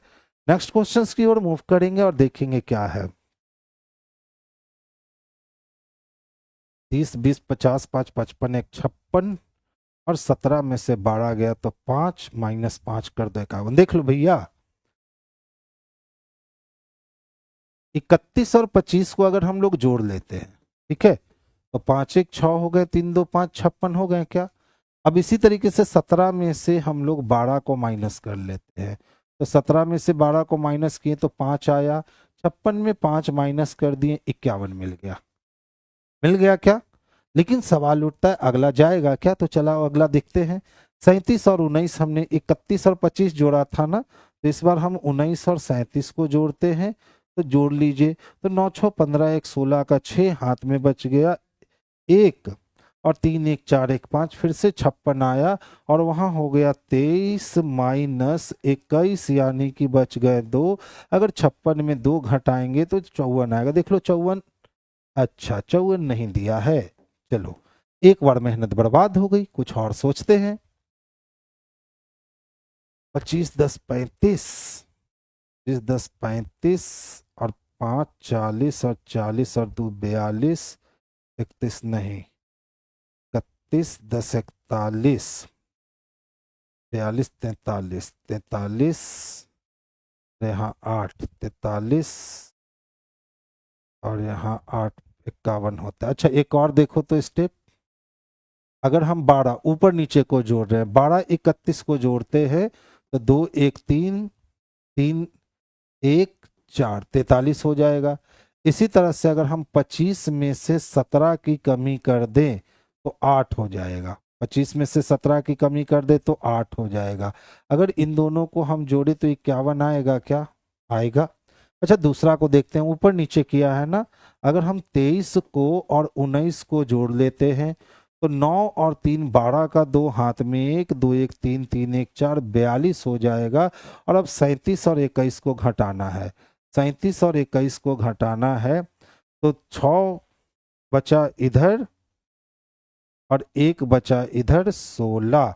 अगर हम इसको प्लस करते हैं तो 6 2 8 4 1 8, बहुत बढ़िया मिल गया। यानी काम क्या किया गया है? तो अच्छा काम किया गया है, ऊपर नीचे को जोड़ दिया गया और फिर दाएं बाएं को घटा कर करके जो आया उसमें जोड़ दिया गया। सेम काम कर दो, ऊपर नीचे को जोड़ दो भैया, 22 और 15 को जोड़ दो तो 22 और 15 को 7 और 3 37 हो गए। अब क्या करना है तो 39 में से 27 को माइनस करना है तो 9 में से 7 गया, 2 बचा और ये 1 बचा, दोनों को जोड़ दीजिए, 7 2 9 3 1 4 49 आंसर हो जाएंगे। यानी ऑप्शन नंबर सी जो है ना बाबू, यही इसके लिए बेस्ट और सबसे सुटेबल आंसर होगा। तो आंसर बच्चा हम लोग ऑप्शन नंबर सी को कर लेंगे। अच्छा क्वेश्चन था, हाँ बिल्कुल टाइम टेकन क्वेश्चन था। अब देखिए प्लस का अर्थ घटाना है तो प्लस का अर्थ तो घटाना है। फिर कहता है डिवीजन का अर्थ सर योग है, तो डिवीजन का अर्थ योग है। फिर कहता है लेसर का अर्थ गुना है, बढ़िया। फिर कहता है ग्रेटर का अर्थ है सर भाग लगाना, ग्रेटर का अर्थ क्या? भाग लगाना। अब बॉडमास का रूल अप्लाई करते हुए हम लोग सिस्टम को हैंग करवाते हैं, ठीक है। तो देखो 3 दूना कितने? 6, 2 नवा कितना? 18। तो अब हो गया 79 प्लस 11 नवा 99 और माइनस 9, यानी कि 79 और प्लस 90 हो गया। तो 9 के लिए 9 9 6 15 1 16 169 चाहिए, जो कि ऑप्शन नंबर ए में स्पष्ट रूप से हमें देखने को मिल रहा है। तो बच्चे आंसर हमारा ऑप्शन नंबर ए जो है ना, यही परफेक्ट और सुटेबल आंसर होगा। देखिए पहली संख्या ये होती है, दूसरी ये और तीसरी ये, हमेशा याद रखोगे। कहता है कि सर बताओ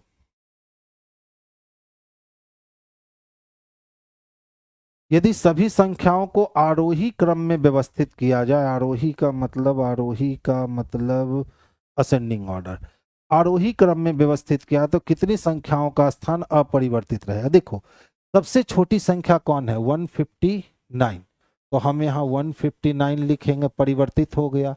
इससे बड़ी संख्या कौन है? तो 365, नहीं हुआ परिवर्तित। इससे बड़ी संख्या कौन है? तो 451, नहीं हुआ परिवर्तित।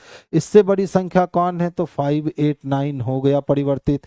उससे बड़ी संख्या कौन है? 7 9, यानी ये दो संख्या अपरिवर्तित रहेंगे। तो आंसर हमारे पास आएगा बी नंबर, यानी 2 इसके लिए सबसे बेस्ट और सबसे परफेक्ट आंसर है। सर तेजस बैच में बिहार एसएससी का सेट कब से होगा?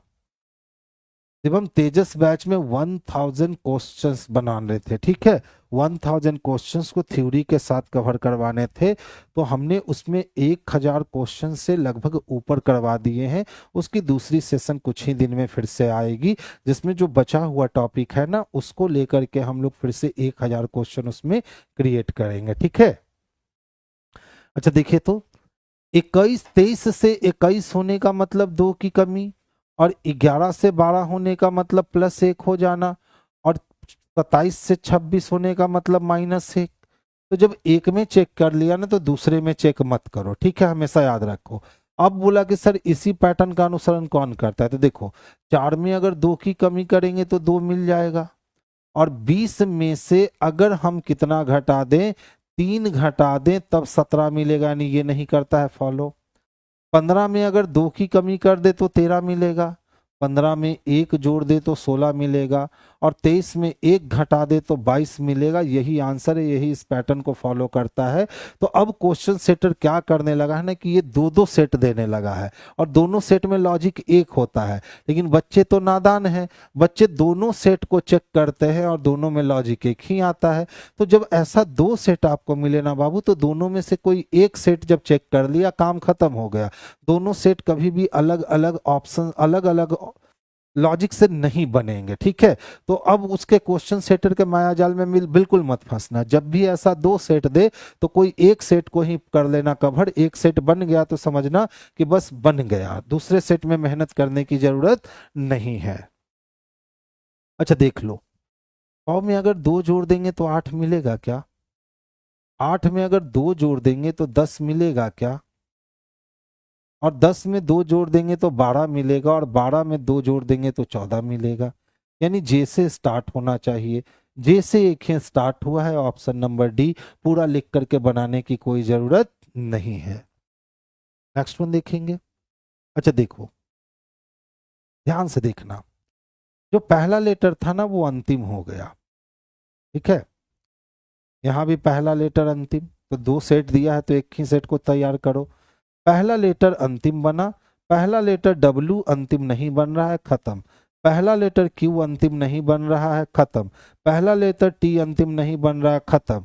यही आंसर होगा, और ज्यादा दिमाग खर्च करने का इसमें जरूरत नहीं है। 2 4 2 6 एक 7 लोग की परीक्षा सोमवार से शुरू होकर और रविवार को समाप्त होती है। तो Monday, Tuesday, Wednesday, Thursday, Friday, Saturday और ये रहा संडे। 7 लोग, 7 दिन, 7 परीक्षा, एक एक दिन एक एक लोगों की परीक्षा होनी है।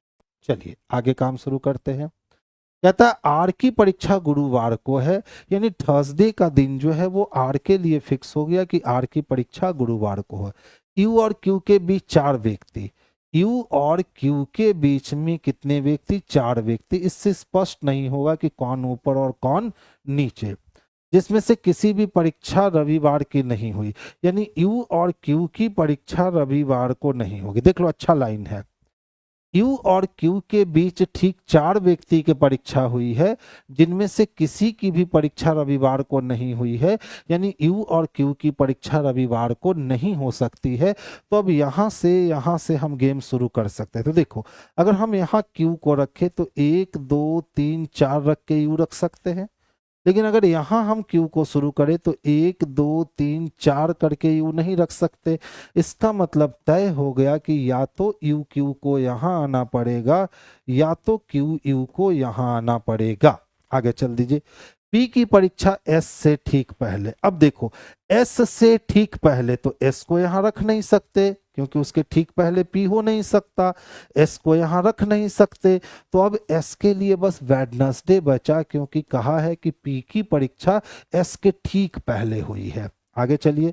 भी की परीक्षा शुक्रवार को नहीं है।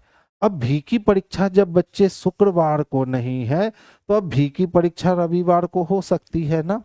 अब कहता है यू की परीक्षा एस के बाद नहीं है। अब एस के बाद किसकी परीक्षा नहीं है? तो यू की परीक्षा नहीं है। इसका मतलब क्यू ऊपर से कटेगा और यू नीचे से कटेगा। क्यू के बाद कितने व्यक्तियों की परीक्षा है? तो देख लो, क्यू के नीचे बस एक व्यक्ति है। एक व्यक्ति किस में है? तो बच्चे ऑप्शन नंबर बी में है। तो आंसर हम लोग इसका ऑप्शन नंबर बी लगाएंगे, यही इसके लिए बेस्ट और सबसे सुटेबल आंसर है। ये भी क्वेश्चन अच्छा था, ध्यान दोगे। देखिए, सबसे पहले लेटा हुआ है, फिर खड़ा हो गया, फिर लेटा हुआ है, तो इस बार तय है कि खड़ा होगा। लो, सब में खड़ा कर दी। अब देखो, सबसे पहले कहाँ देख रहा था? उत्तर। फिर कहाँ देखा? पूरब। अच्छा, ऐसे हम लोग सोचते हैं। ये लाइन जब घूम रहा है तो पहले ऐसे घूमा, फिर ऐसे घूमा, तो अब ऐसे घूमेगा। तो ऐसे घूमेगा तो ट्रायंगल का यहाँ आना है, लेकिन सर्किल को यहाँ आना है, ये तय है।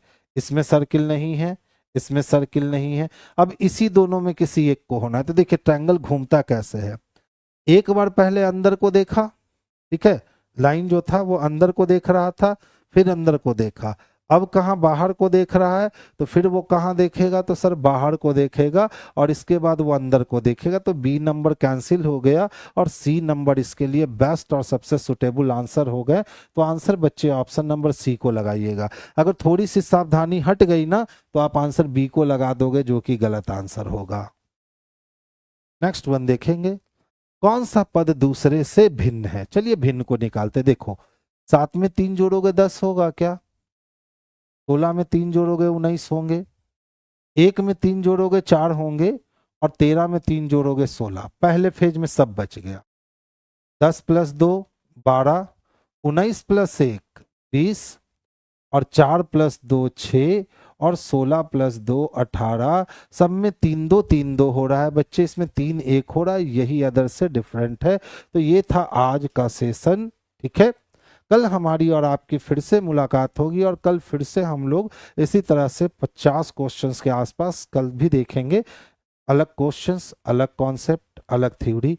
तो चलिए आज की सभा हमारी यहीं बर्खास्त होती है और बाकी आपकी आगे की सभा जो है, जैसे मैथ की डिस्कशन हो गई, साइंस की डिस्कशन, आर्ट्स की डिस्कशन, वो आपकी कंटिन्यू रहेगी। तो आज की सभा हमारी यहीं बर्खास्त होती है, फिर कल हम आपसे मिलते हैं और कल भी हम लोग क्वेश्चंस को एंजॉय करते हैं। ये पहला प्रश्न जो आपके सामने है, कहता है निम्नलिखित में से कौन प्रथम जनजातीय लोकसभा अध्यक्ष थे। लोकसभा के वो जनजाति अर्थात अनुसूचित जनजाति समुदाय के वो कौन व्यक्ति थे जो लोकसभा के अध्यक्ष बने। अब जेबी मावलंकर लोकसभा के पहला अध्यक्ष थे। जीएमसी बालियोगी लोकसभा के पहला दलित अध्यक्ष थे। पीए संगमा 1996 से 1998 तक लोकसभा अध्यक्ष रहे, जो एक नहीं 3 प्रधानमंत्री, 13 दिन के अटल बिहारी वाजपेयी, उसके पश्चात एचडी देवगौड़ा और पीवी नरसिंह राव के शासनकाल को देखे।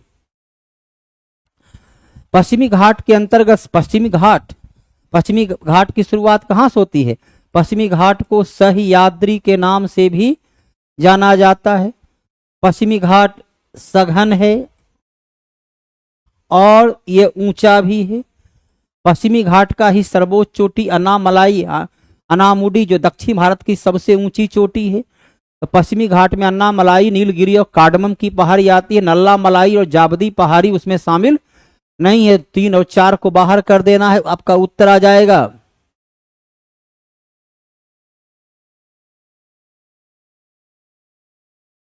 मखाना दरभंगा के क्षेत्र का मखाना अनुसंधान केंद्र को इसे बजट 2025-26 में मखाना अनुसंधान केंद्र को राष्ट्रीय संस्थान घोषित करने का घोषणा किया गया।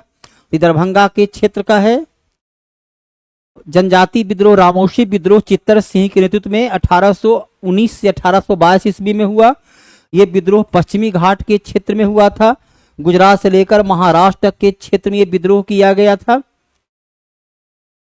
1920 के असहयोग आंदोलन के दौरान राहुल सांकृत्यायन, जो कि साहित्य के क्षेत्र के बड़े चर्चित व्यक्ति थे, राधे राधे राधे राधे, तो इनका छपरा इनका मुख्य केंद्र था।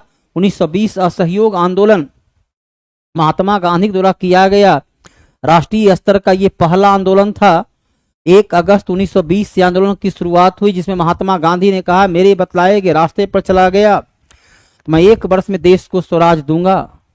महात्मा गांधी ने कहा, विद्यार्थी विद्यालय का, कर्मचारी कार्यालय का, वकील न्यायालय का बहिष्कार करें। बात है भाई, देखो पंकज आज पहले से काफी विलंब है। 1 नंबर में ही बतलाया गया आपको कि गणेश वासुदेव मावलंकर पहला लोकसभा का अध्यक्ष रहे। जीएमसी बालियोगी पहला दलित अध्यक्ष रहे। पीए संगमा पहला आदिवासी अध्यक्ष रहे, जो 1996 से 98 तक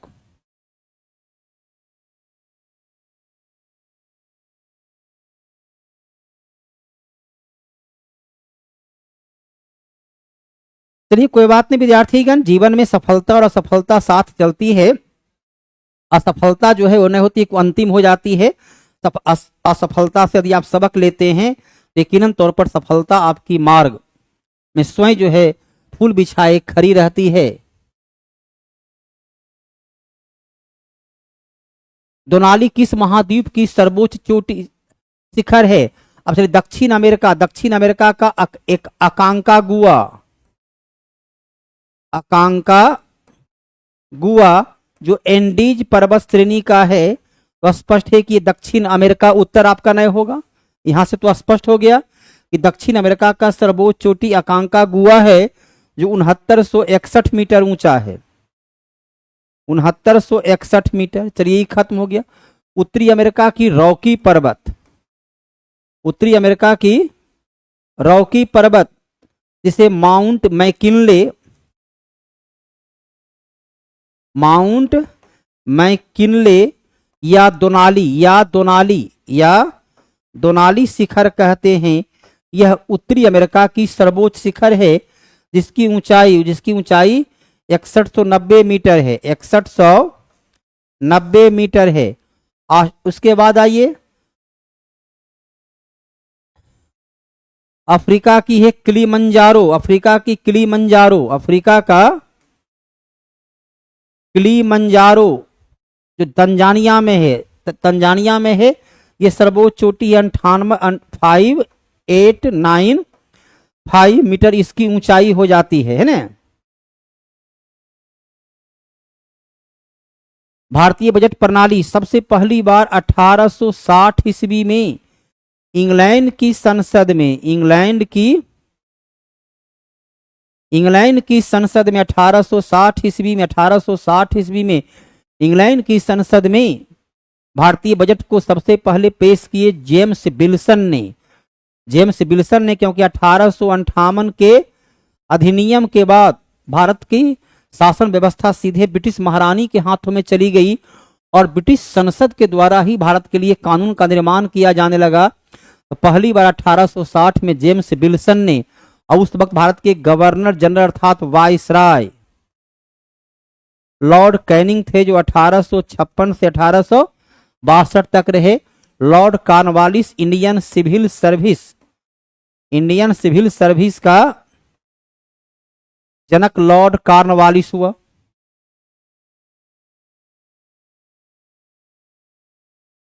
कौन नीति आयोग के सिफारिश, नीति आयोग के शासी परिषद नीति आयोग, यह एक गैर संवैधानिक संगठन है जिसकी स्थापना 1 जनवरी 2015 को किया गया। इसका पदेन अध्यक्ष प्रधानमंत्री होता है। सभी राज्य का मुख्यमंत्री, केंद्र शासित प्रदेश का सदस्य इसके जो है शासी परिषद के मेंबर होते हैं, जो तमाम प्रकार के नीति का निर्माण करता है, तमाम प्रकार की योजना का निर्माण में सहयोग देते हैं, अपने अपने राज्य की प्राथमिकता को वहां पर उपलब्ध कराते हैं। निम्नलिखित में चलिए मिलाइए दीवान ए अर्ज अर्थात आरिज मुमालिक मतलब सैन्य विभाग, ये विभाग जो हो गया सैन्य विभाग। वजीर मतलब हो गया प्रधानमंत्री, चलिए यहां भी दो सही है। वजीर मतलब आरिजे दीवाने अर्ज, दीवाने अर्ज तो स्पष्ट है कि आरिज मुमालिक है।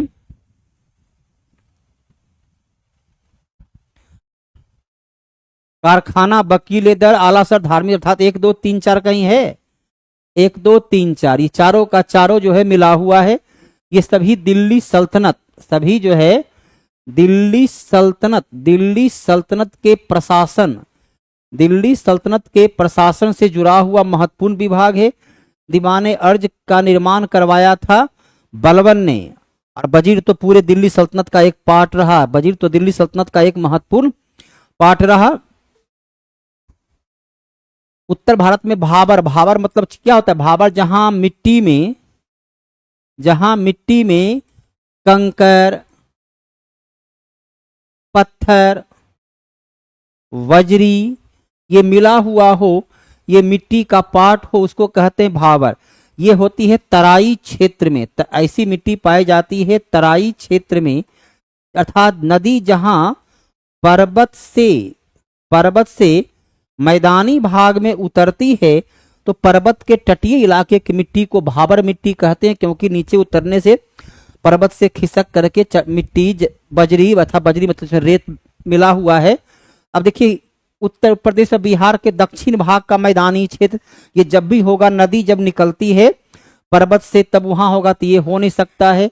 उत्तर प्रदेश के दक्षिण और मध्य प्रदेश की होगा नहीं, दक्षिण बिहार के दक्षिण होगा नहीं, तो क्या शिवालिक श्रेणी जहां पर गंडक नदी निकलती है, शिवालिक से चंपारण में इस प्रकार की मिट्टी पाई जाती है, जो मिट्टी कृषि के लिए उपयोगी मिट्टी होती है, जिसमें ईख की खेती बड़े अच्छे तरीके से उसमें ईख की खेती होती है। ऐसे मुख्य जितने नदी के किनारे का जो क्षेत्र होता है, पर्वतीय क्षेत्र में इस प्रकार की मिट्टी पाई जाती है, लेकिन ये हिमालय के क्षेत्र में सबसे अधिक पाया जाता है। एपिको आंदोलन 1983 में कर्नाटका में हुआ। एपिको आंदोलन 1983 में कर्नाटका के क्षेत्र में यह आंदोलन किया गया। और ये आंदोलन कौन किए थे? तो पांडुरंग हेगड़े। पांडुरंग हेगड़े इसका नेतृत्व किए थे। आंदोलन का उद्देश्य था वृक्ष की सुरक्षा करना। आंदोलन का उद्देश्य क्या था? वृक्ष की सुरक्षा करना। तो एपिको का बचाओ बढ़ाओ और काम लगाओ, बचाओ बढ़ाओ और काम लगाओ, है ना। इसका ये उद्देश्य नहीं था, इसका था पश्चिमी घाट को बचाओ, पारिस्थितिकी को बचाओ। इसका क्या है? पश्चिमी घाट को बचाओ, पारिस्थितिकी को बचाओ, ये आपका इसका होता है। बचाओ बढ़ाओ और काम पर, तो ये उत्तर हो गया। पश्चिमी घाट बचाओ आंदोलन, एक मिनट, सॉरी,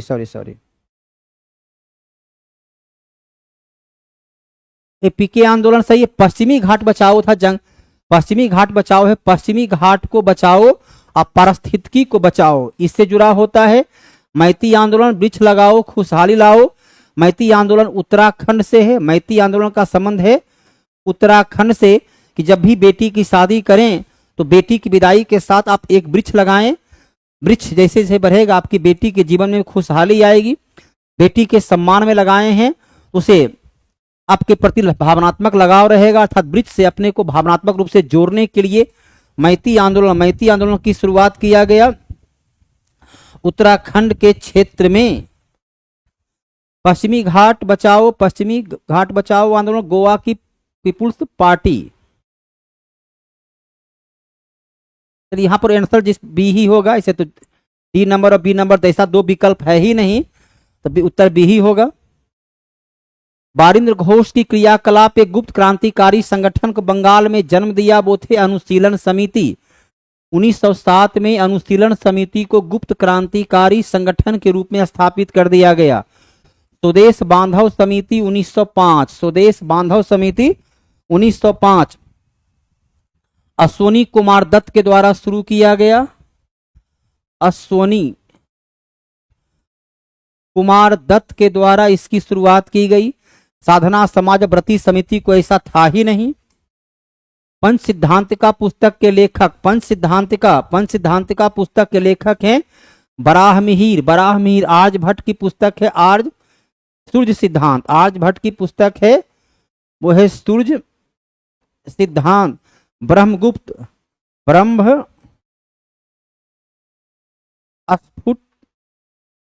स्फुट सिद्धांत, जिसमें इन्होंने गुरुत्वाकर्षण का सिद्धांत दिया, इसमें इन्होंने पहली बार गुरुत्वाकर्षण का सिद्धांत इनके ही द्वारा दिया गया, जो आप पढ़ते हैं न्यूटन ने दिया। इन्होंने कहा था कि जिस प्रकार से जल का स्वभाव है शीतलता प्रदान करना, अग्नि का स्वभाव है जलाकर राख कर देना, उसी प्रकार पृथ्वी का स्वभाव है सभी वस्तु को अपनी ओर आकर्षित करना। ये सबसे पहला सिद्धांत इनके द्वारा ही दिया गया, लेकिन यूरोपीय संपर्क राज किया और उसने न्यूटन का सिद्धांत को दिया कि गुरुत्वाकर्षण, और हम लोग मूर्ख पश्चिमी सभ्यता के अनुसरण करने वाले भारतीय आज भी वही पढ़ते हैं, जबकि हकीकत में सबसे पहले ब्रह्मगुप्त ने सिद्धांत दिया था। रेगुलेटिंग एक्ट 1773 में उल्लिखित गवर्नर जनरल के परिषद में, रेगुलेटिंग एक्ट 1773 में गवर्नर जनरल की परिषद में चार सदस्य थे। अब उसमें कौन कौन नहीं है, सो यहां पर देखिए सभी सदस्य का नाम देख लीजिए। बारवेल हैं, मॉनसन हैं, क्लेवरिंग हैं और उसके बाद फिलिप फ्रांसिस हैं। फिलिप फ्रांसिस हैं, लेकिन हाइड नहीं है। इसमें 4 सदस्य थे, बाद में 1784 में इसकी संख्या घटाकर 3 कर दिया गया। 1833 में संख्या 3 + 1 कर दिया गया। 1853 में संख्या को फिर से घुमा करके 4 कर दिया गया। रेगुलेटिंग से 1773।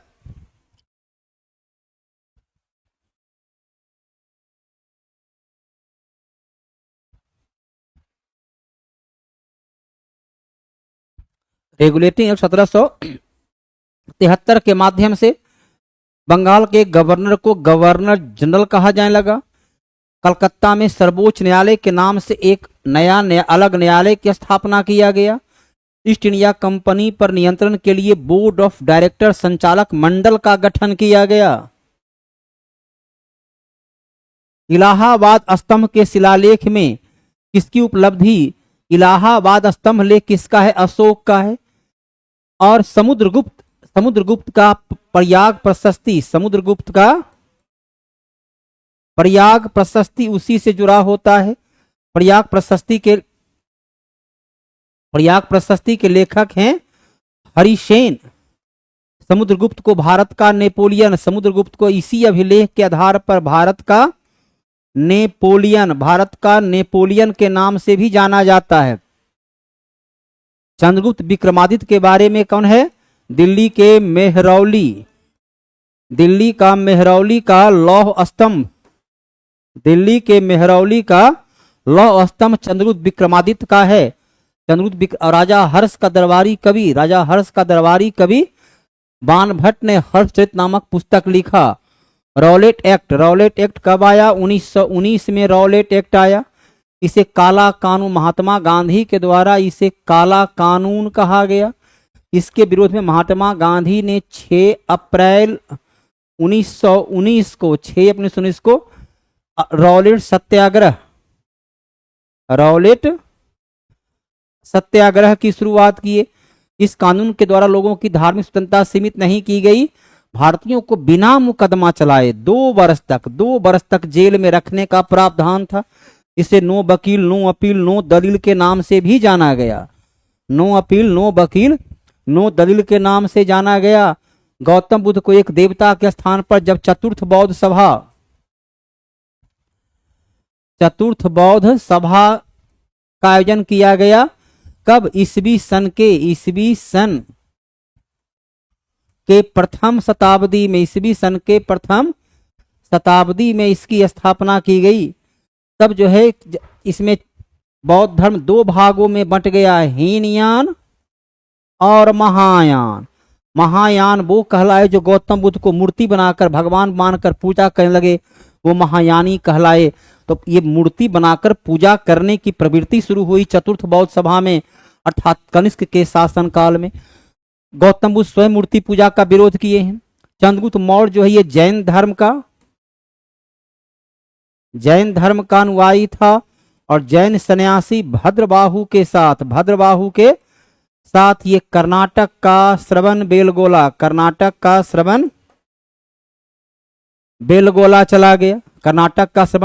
चला गया। हर्षवर्धन के शासनकाल में कन्नौज में जो सभा हुआ उसे 5वीं बौद्ध सभा के नाम से जाना जाता है। भारतीय संविधान की दूसरी अनुसूची में निम्नांकित में से किस पद का वेतन का उल्लेख नहीं है? द्वितीय अनुसूची में राष्ट्रपति का वेतन, लेकिन उपराष्ट्रपति को नहीं मिलता है। उपराष्ट्रपति को प्राप्त होने वाला वेतन राज्यसभा का सभापति का वेतन है। उपराष्ट्रपति का तो अपना कोई वेतन है ही नहीं। इनको जो वेतन प्राप्त होता है वो तो राज्यसभा के सभापति का वेतन है, तो अपना वेतन जब है ही नहीं फिर उपराष्ट्रपति का उल्लेख क्यों रहेगा? उपराष्ट्रपति को वेतन जो प्राप्त होता है, अनुच्छेद 64 कहता है उपराष्ट्रपति राज्यसभा का पदेन सभापति होता है और उसे वेतन राज्यसभा के सभापति के रूप में प्राप्त होता है।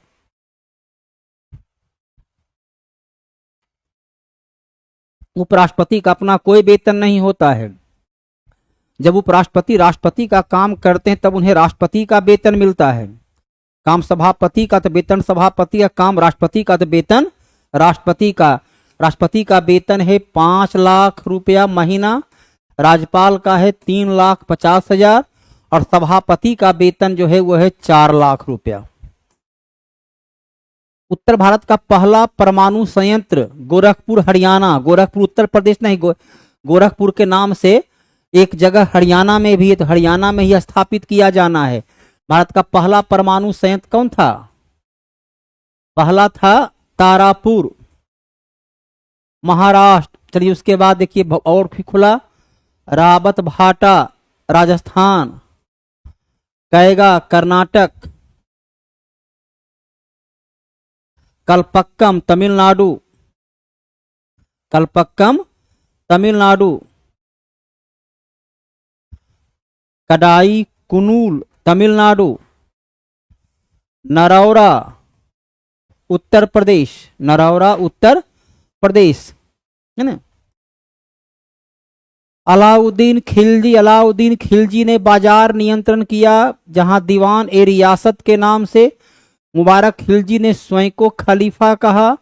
मोहम्मद बिन तुगलक ने सांकेतिक सिक्का चलाया और फिरोज शाह तुगलक ने सिंचाई के लिए 5 नहर का निर्माण करवाया। 2 3 4 1 कहीं है 2 3 4 1।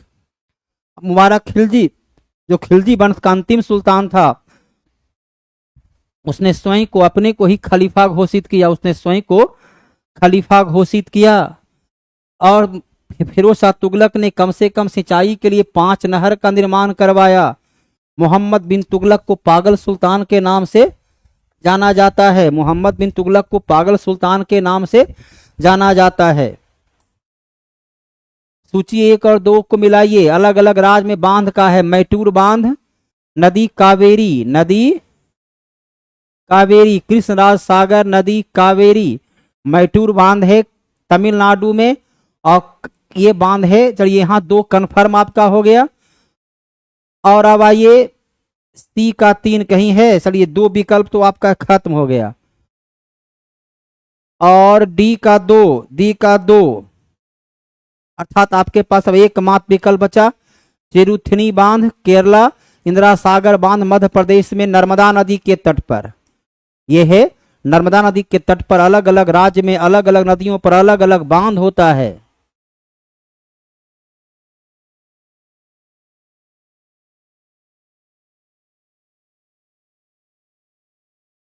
अभिषेक आनंद जी अनुच्छेद 142 लिखता है, अनुच्छेद 142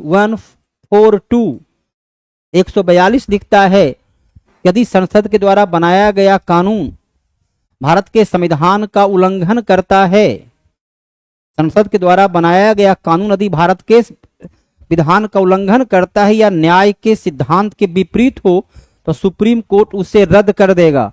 अनुच्छेद 142 उसे अधिकार देता है कि न्याय की प्रतिष्ठा को स्थापित करने के लिए, न्याय की प्रक्रिया को अपनाने के लिए, ऐसे सुप्रीम कोर्ट जो है सो पहले इस प्रकार का काम जरा कम किया करता था। संसद सर्वोच्च विधि निर्माण में इसमें कोई संदेह, लेकिन सुप्रीम कोर्ट इधर ज्यादा जरूरत से ज्यादा न्यायिक सक्रियता के नाम पर जो है कहीं न कहीं अपनी सीमा का वो उल्लंघन करते हैं। बहुचर्चित पुस्तक सैनिक वर्सेस सलमान रुश्दी के द्वारा लिखा गया, भारतीय मूल के इंग्लैंड के नागरिक, जिनमें इसका जो शाब्दिक अर्थ हुआ शैतान की आयतें, इसमें कुछ पैगंबर साहब के बारे में शायद कुछ गलत लिखा हुआ था, तो ईरान से इनको मारने का फतवा जारी हुआ और आज भी फतवा जारी है कि जो इनको जिंदा या मुर्दा जिंदा मार देगा उसे 1 करोड़ ईरानी मुद्रा के रूप में उसे प्राप्त होगा। तो जिनका किताब कुछ इस प्रकार का है, तो काफी चर्चा में रहा था सैनिक वर्सेज। निम्नलिखित कथनों में से कौन सा एक सही अधिकार नागरिकों के विरुद्ध राज्य के दावे नहीं? अधिकार विशेषाधिकार नहीं, अधिकार राज्य के विरुद्ध नागरिकों के दावे हैं। संविधान आपको अधिकार देता है कि राज्य के विरुद्ध आप प्रदर्शन कर सकते हैं, धरना दे सकते हैं, सभा कर सकते हैं। सभा धरना प्रदर्शन आपको करने का अधिकार प्राप्त हो जाता है। राज्य के विरुद्ध नागरिकों को दिया गया अधिकार मौलिक अधिकार है। आप राज्य के खिलाफ प्रदर्शन कर सकते हैं, धरना दे सकते हैं, कोट आपके लिए खरा है कि आप अपने विचार को अभिव्यक्त सही तरीके से सही परिप्रेक्ष्य में संसदीय भाषा में विचार को प्रकट करें, जिससे किसी व्यक्ति धर्म समुदाय को भावना ठेस नहीं पहुंचे। मुक्त बाजार, जहां आयात निर्यात, मुक्त बाजार कहता है जहां आयात और निर्यात पर कोई पाबंदी नहीं हो, बाजार की शक्ति के द्वारा इंटरनेशनल ट्रेड होता हो, तो बाजार में मांग और पूर्ति के आधार पर वस्तु की कीमत का निर्धारण होता हो। जहां कीमत को बाजार तय करे, कीमत को संस्थान नहीं, मांग अधिक होगी कीमत बढ़ जाएगा, मांग घटेगी कीमत घट जाएगा। तो जहां बाजार कीमत को तय करे उसे कहते हैं मुक्त अर्थव्यवस्था। मुक्त अर्थव्यवस्था उत्पादकों के द्वारा कीमत तय करना, अर्थात वह जो है बाजारवादी अर्थव्यवस्था नहीं है। सरकार के द्वारा वो हो गया साम्यवादी व्यवस्था। साम्यवादी व्यवस्था पूंजीपतियों के द्वारा तो हो गया निजी माने पूंजीवादी व्यवस्था का ही अंग हो, सरकार के द्वारा हो गया साम्यवादी व्यवस्था। राज का नीति निर्देशक तत्व का कौन सही नहीं है? भारत का संविधान का भाग 4 में अंतर्विष्ट किसी भी न्यायालय द्वारा परिवर्तनीय नहीं होगा।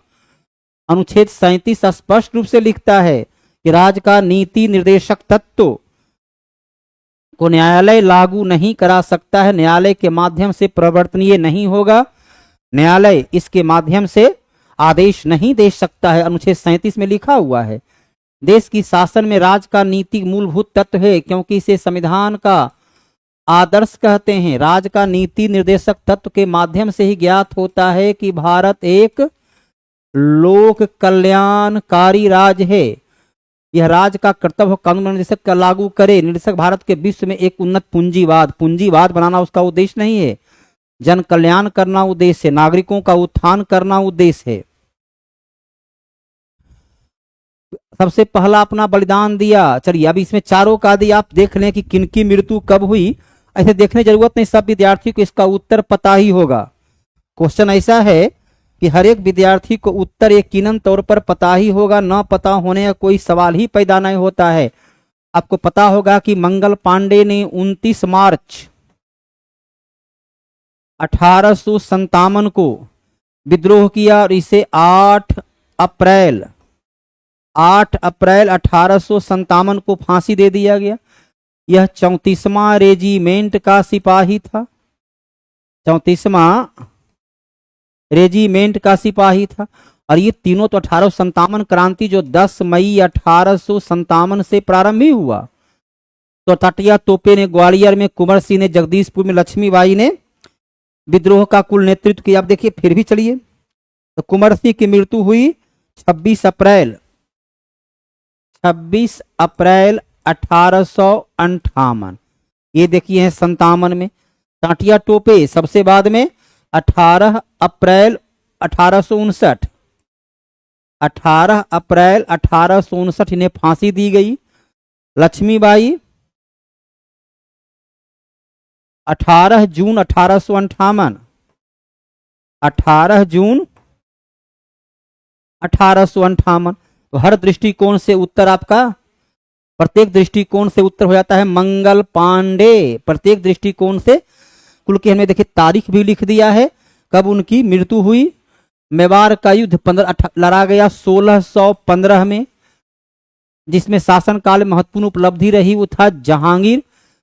1615 ईस्वी में जहांगीर और अमर सिंह के बीच समझौता हो गया और मेवाड़ ने मुगल की अधीनता को स्वीकार कर लिया। अकबर ने मेवाड़ के क्षेत्र में 1567 में लड़ा था, जहां राणा उदय सिंह थे। उसके बाद फिर 1576 में हल्दी घाटी का लड़ा गया। शाहजहां की महत्वपूर्ण भूमिका थी संधि में, शाहजहां की महत्वपूर्ण भूमिका थी।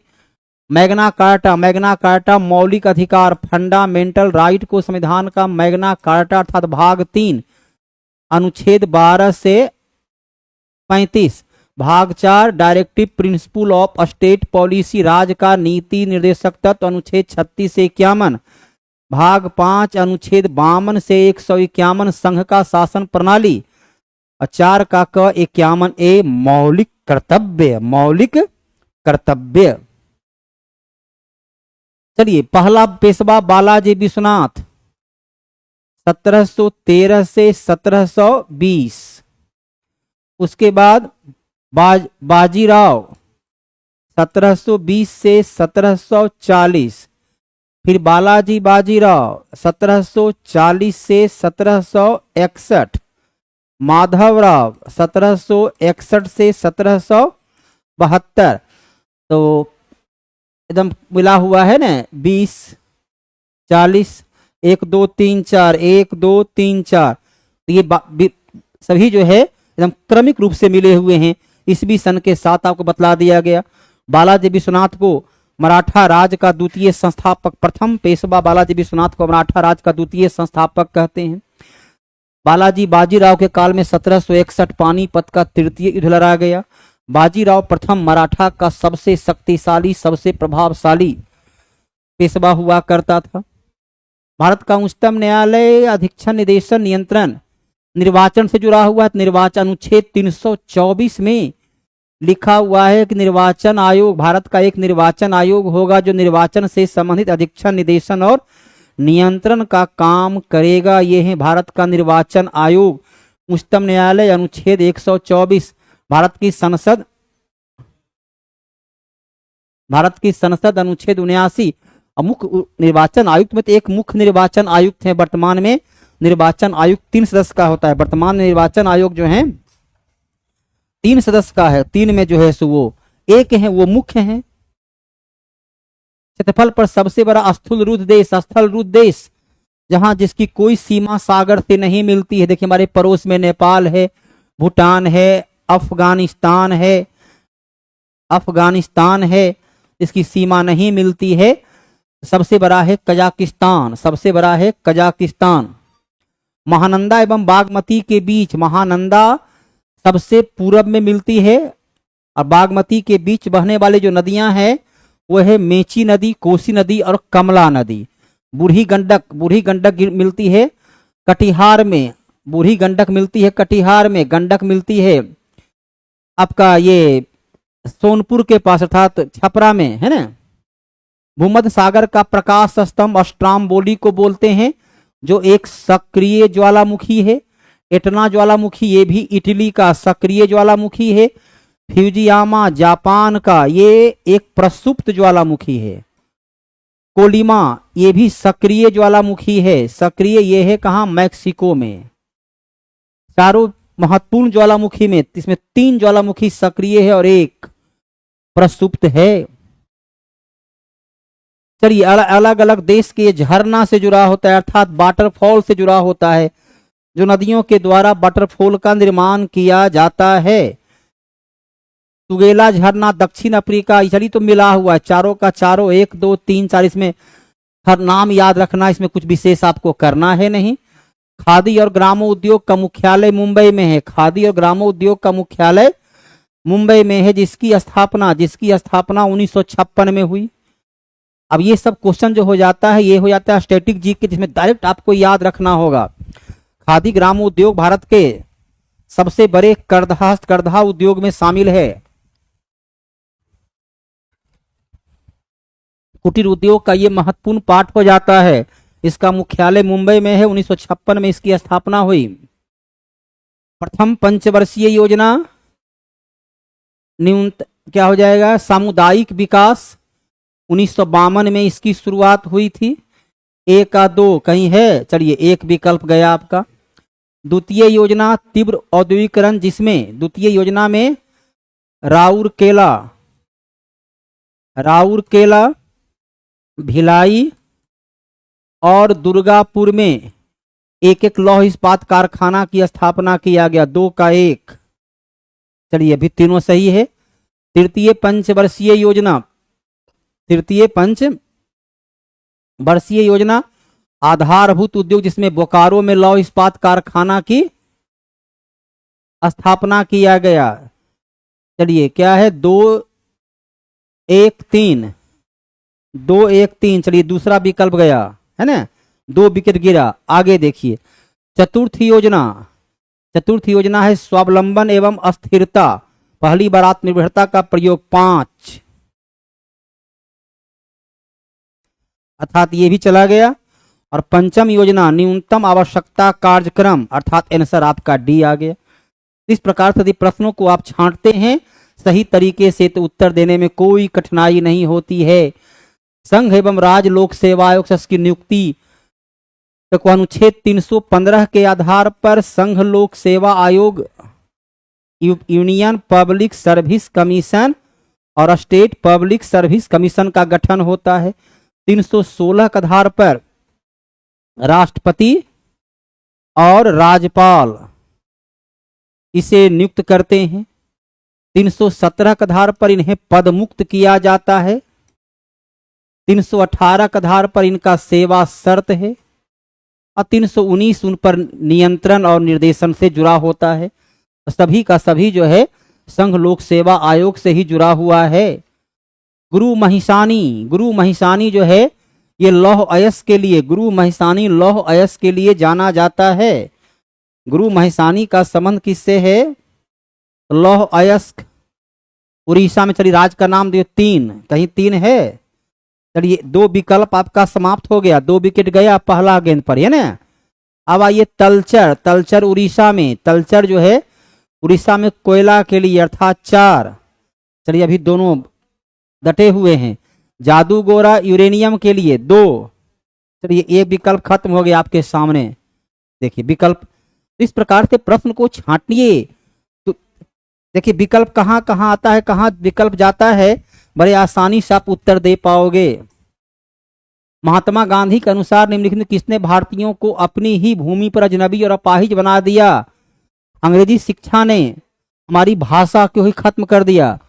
अब घर में पढ़ा जो है आलू, स्कूल गया तो कहा पोटैटो। अब बेचारा दिमाग उसका चकरा जाता है कि आज तक मम्मी जो हम आलू बोलते थे भिंडी पढ़ता गया। और वह जो है तो कोई 2 बरस का बच्चा भी अपने तुतली आवाज में जो है बाक को सिस्टमेटिक वे में बोलने का प्रयत्न करता है, बाक बोल भी देता है 3-4 बरस में। और पूरा का पूरा जो बेचारा 5 बरस पढ़ा है, घर पर सीखा है, स्कूल गया, सब के सब अंग्रेजी भाषा आ गया। जो आज पढ़ा उसको पूरा का पूरा दिमाग उसका घूम जाता है। ये क्या हो गया? लेडी फिंगर कहाँ से आ गई भिंडी? तो आज तक जो पढ़ते रहे अब उसको फिर से नए सिरे से, तो जो उसने अपनी बौद्धिकता से सीखा वो 3 बरस की योजना को जो उसने सीखा उसको स्कूल बर्बाद कर देता है, अपनी भाषा से अजनबी बना देता है। विधि की स्थापित प्रक्रिया लिया गया है जापान से। राज्यसभा का निर्वाचन दक्षिण अफ्रीका से। द्विसदनीय व्यवस्था लिया गया है ब्रिटेन से। समवर्ती सूची ऑस्ट्रेलिया से, अर्थात 2 और 4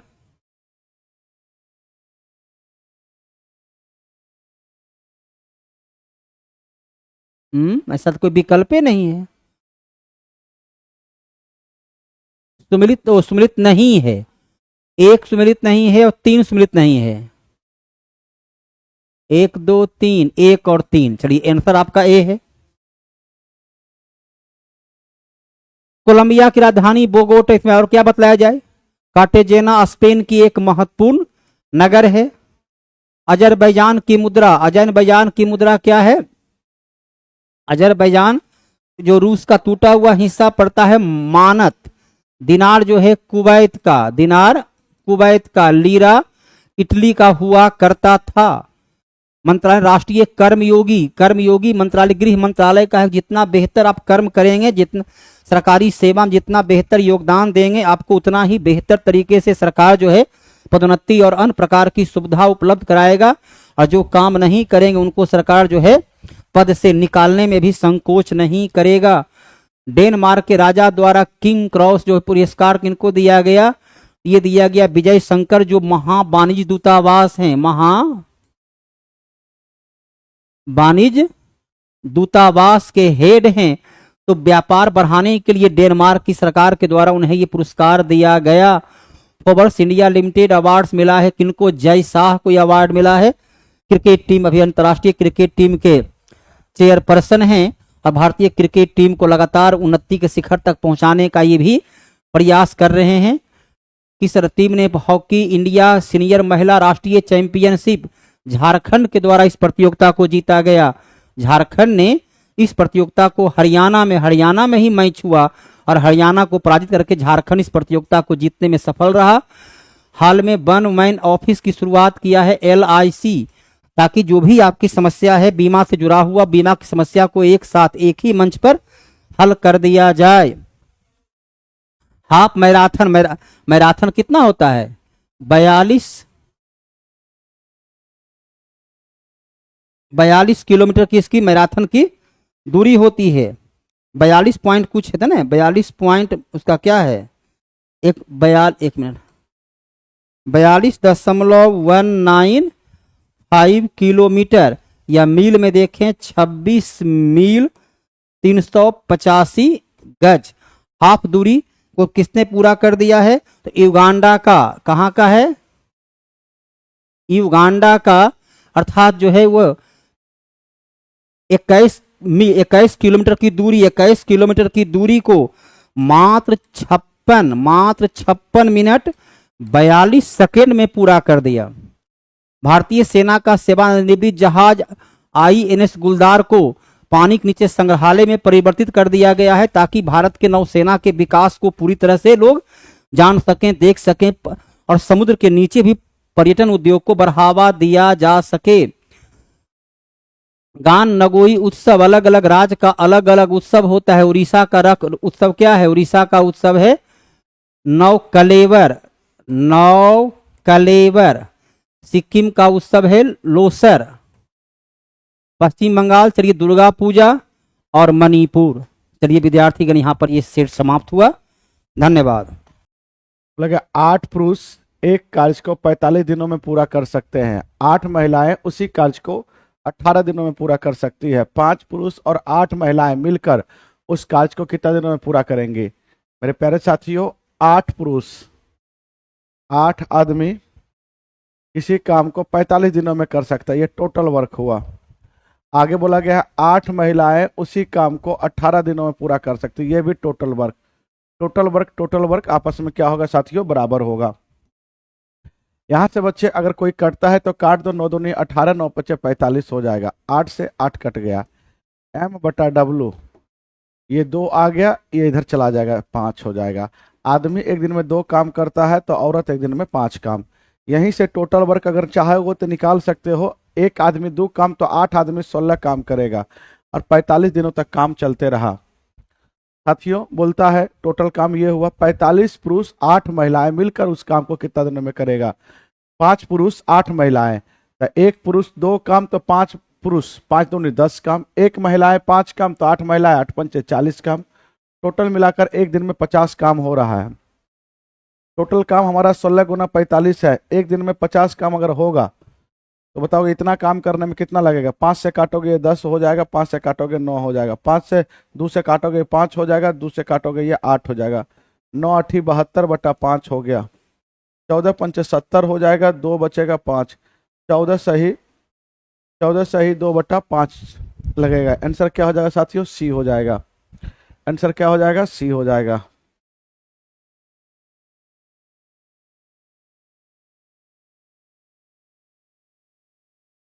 आंसर क्या हो जाएगा? सी होगा।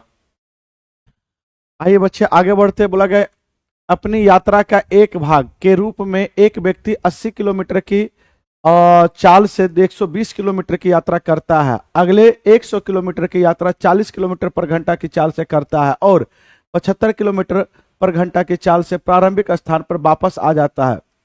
जितना दूरी गया उतना दूरी फिर आ गया। पूरी यात्रा की औसत चाल लगभग में क्या होगा? तो औसत चाल होता है कुल दूरी बटा कुल समय। औसत चाल होता है क्या होता है बच्चे? कुल दूरी बटा कुल समय होता है। तो कुल दूरी कितना हो जाएगा सर जी? तो 120 किलोमीटर, फिर 100 किलोमीटर, ठीक है, फिर 120 और 100, टोटल कितना चला गया? तो सर जी 320 किलोमीटर, फिर वो वापस आया। टोटल दूरी इतना हुआ। समय क्या लगा? तो समय बराबर में दूरी बटा चाल। चाल कितना था? 80 किलोमीटर पर घंटा, ये समय होता है। तो 100 किलोमीटर गया है 40 किलोमीटर पर घंटा से, इतना समय लगेगा। फिर 320 किलोमीटर आया है वापस 75 किलोमीटर पर घंटा से। साथियों यहां से काटोगे 0 से 0 गया, 4 से काटोगे ये 2। हाँ अच्छा, इसको अलग से ही जोड़ लेता था, कितना अच्छा रहेगा। अच्छा रहने दो, जब यहाँ लिख ही लिए हो तो रहने दो, आप कर सकते हो। 4 से काटोगे तो 4 तिया 12, 4 दूनी 8 हो जाएगा। 20 पंचे 100, 20 दूनी 40, ठीक है। 5 से काटोगे 15 पंचे 75, ठीक है। और ये 6 पंचे 30, 4 पंचे 20, 64 होगा, ठीक है। 3/2 प्लस में 5/2 प्लस में 64/15, इसकी एलसीएम लोगे 30 होगा।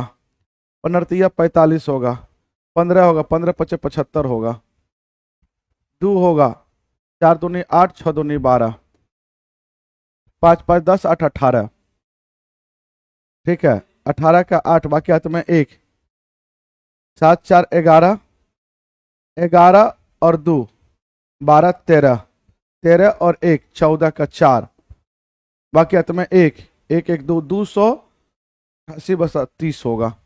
देखिए बच्चे सही है गलत है, देखो तो एक बार। 220 होगा यहाँ, सॉरी 220, यहाँ 44 होगा। क्या होगा? 44, क्या होगा साथियों? 44 44 44, 4 दूनी 8, 4 दूनी 8, 208/30, सबको जोड़ेंगे कितना हो रहा है? 220, सबको जोड़ेंगे अगर तो ये 0 हो जाएगा, ये 4 होगा, 2 2 4, 208 गुना 30। आप इसी को अगर भाग देते हो, गुना कर लेते हो, 0 0, 4 तिया 12, 1 13, 208 में।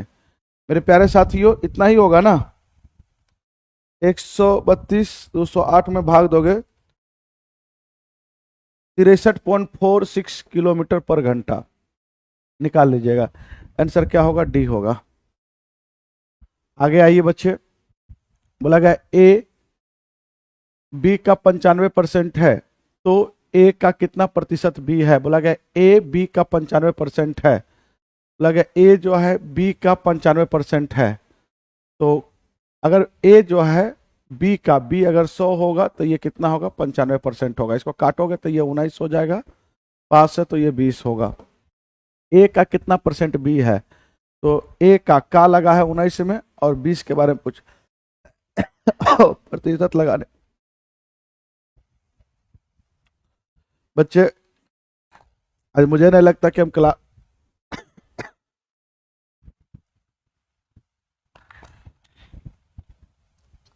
आज पूरा दिन आज क्लास था। ये डिस्कशन था ऑफलाइन में, 1 बजे से लेकर 5 बजे तक चला है ओपन टेस्ट डिस्कशन। और ऑफलाइन ऑनलाइन दोनों था। थोड़ा कस कर बोलने के बाद जो है मेरा गला पूरा काम नहीं कर रहा, पूरा सुरसुराहट हो रहा है।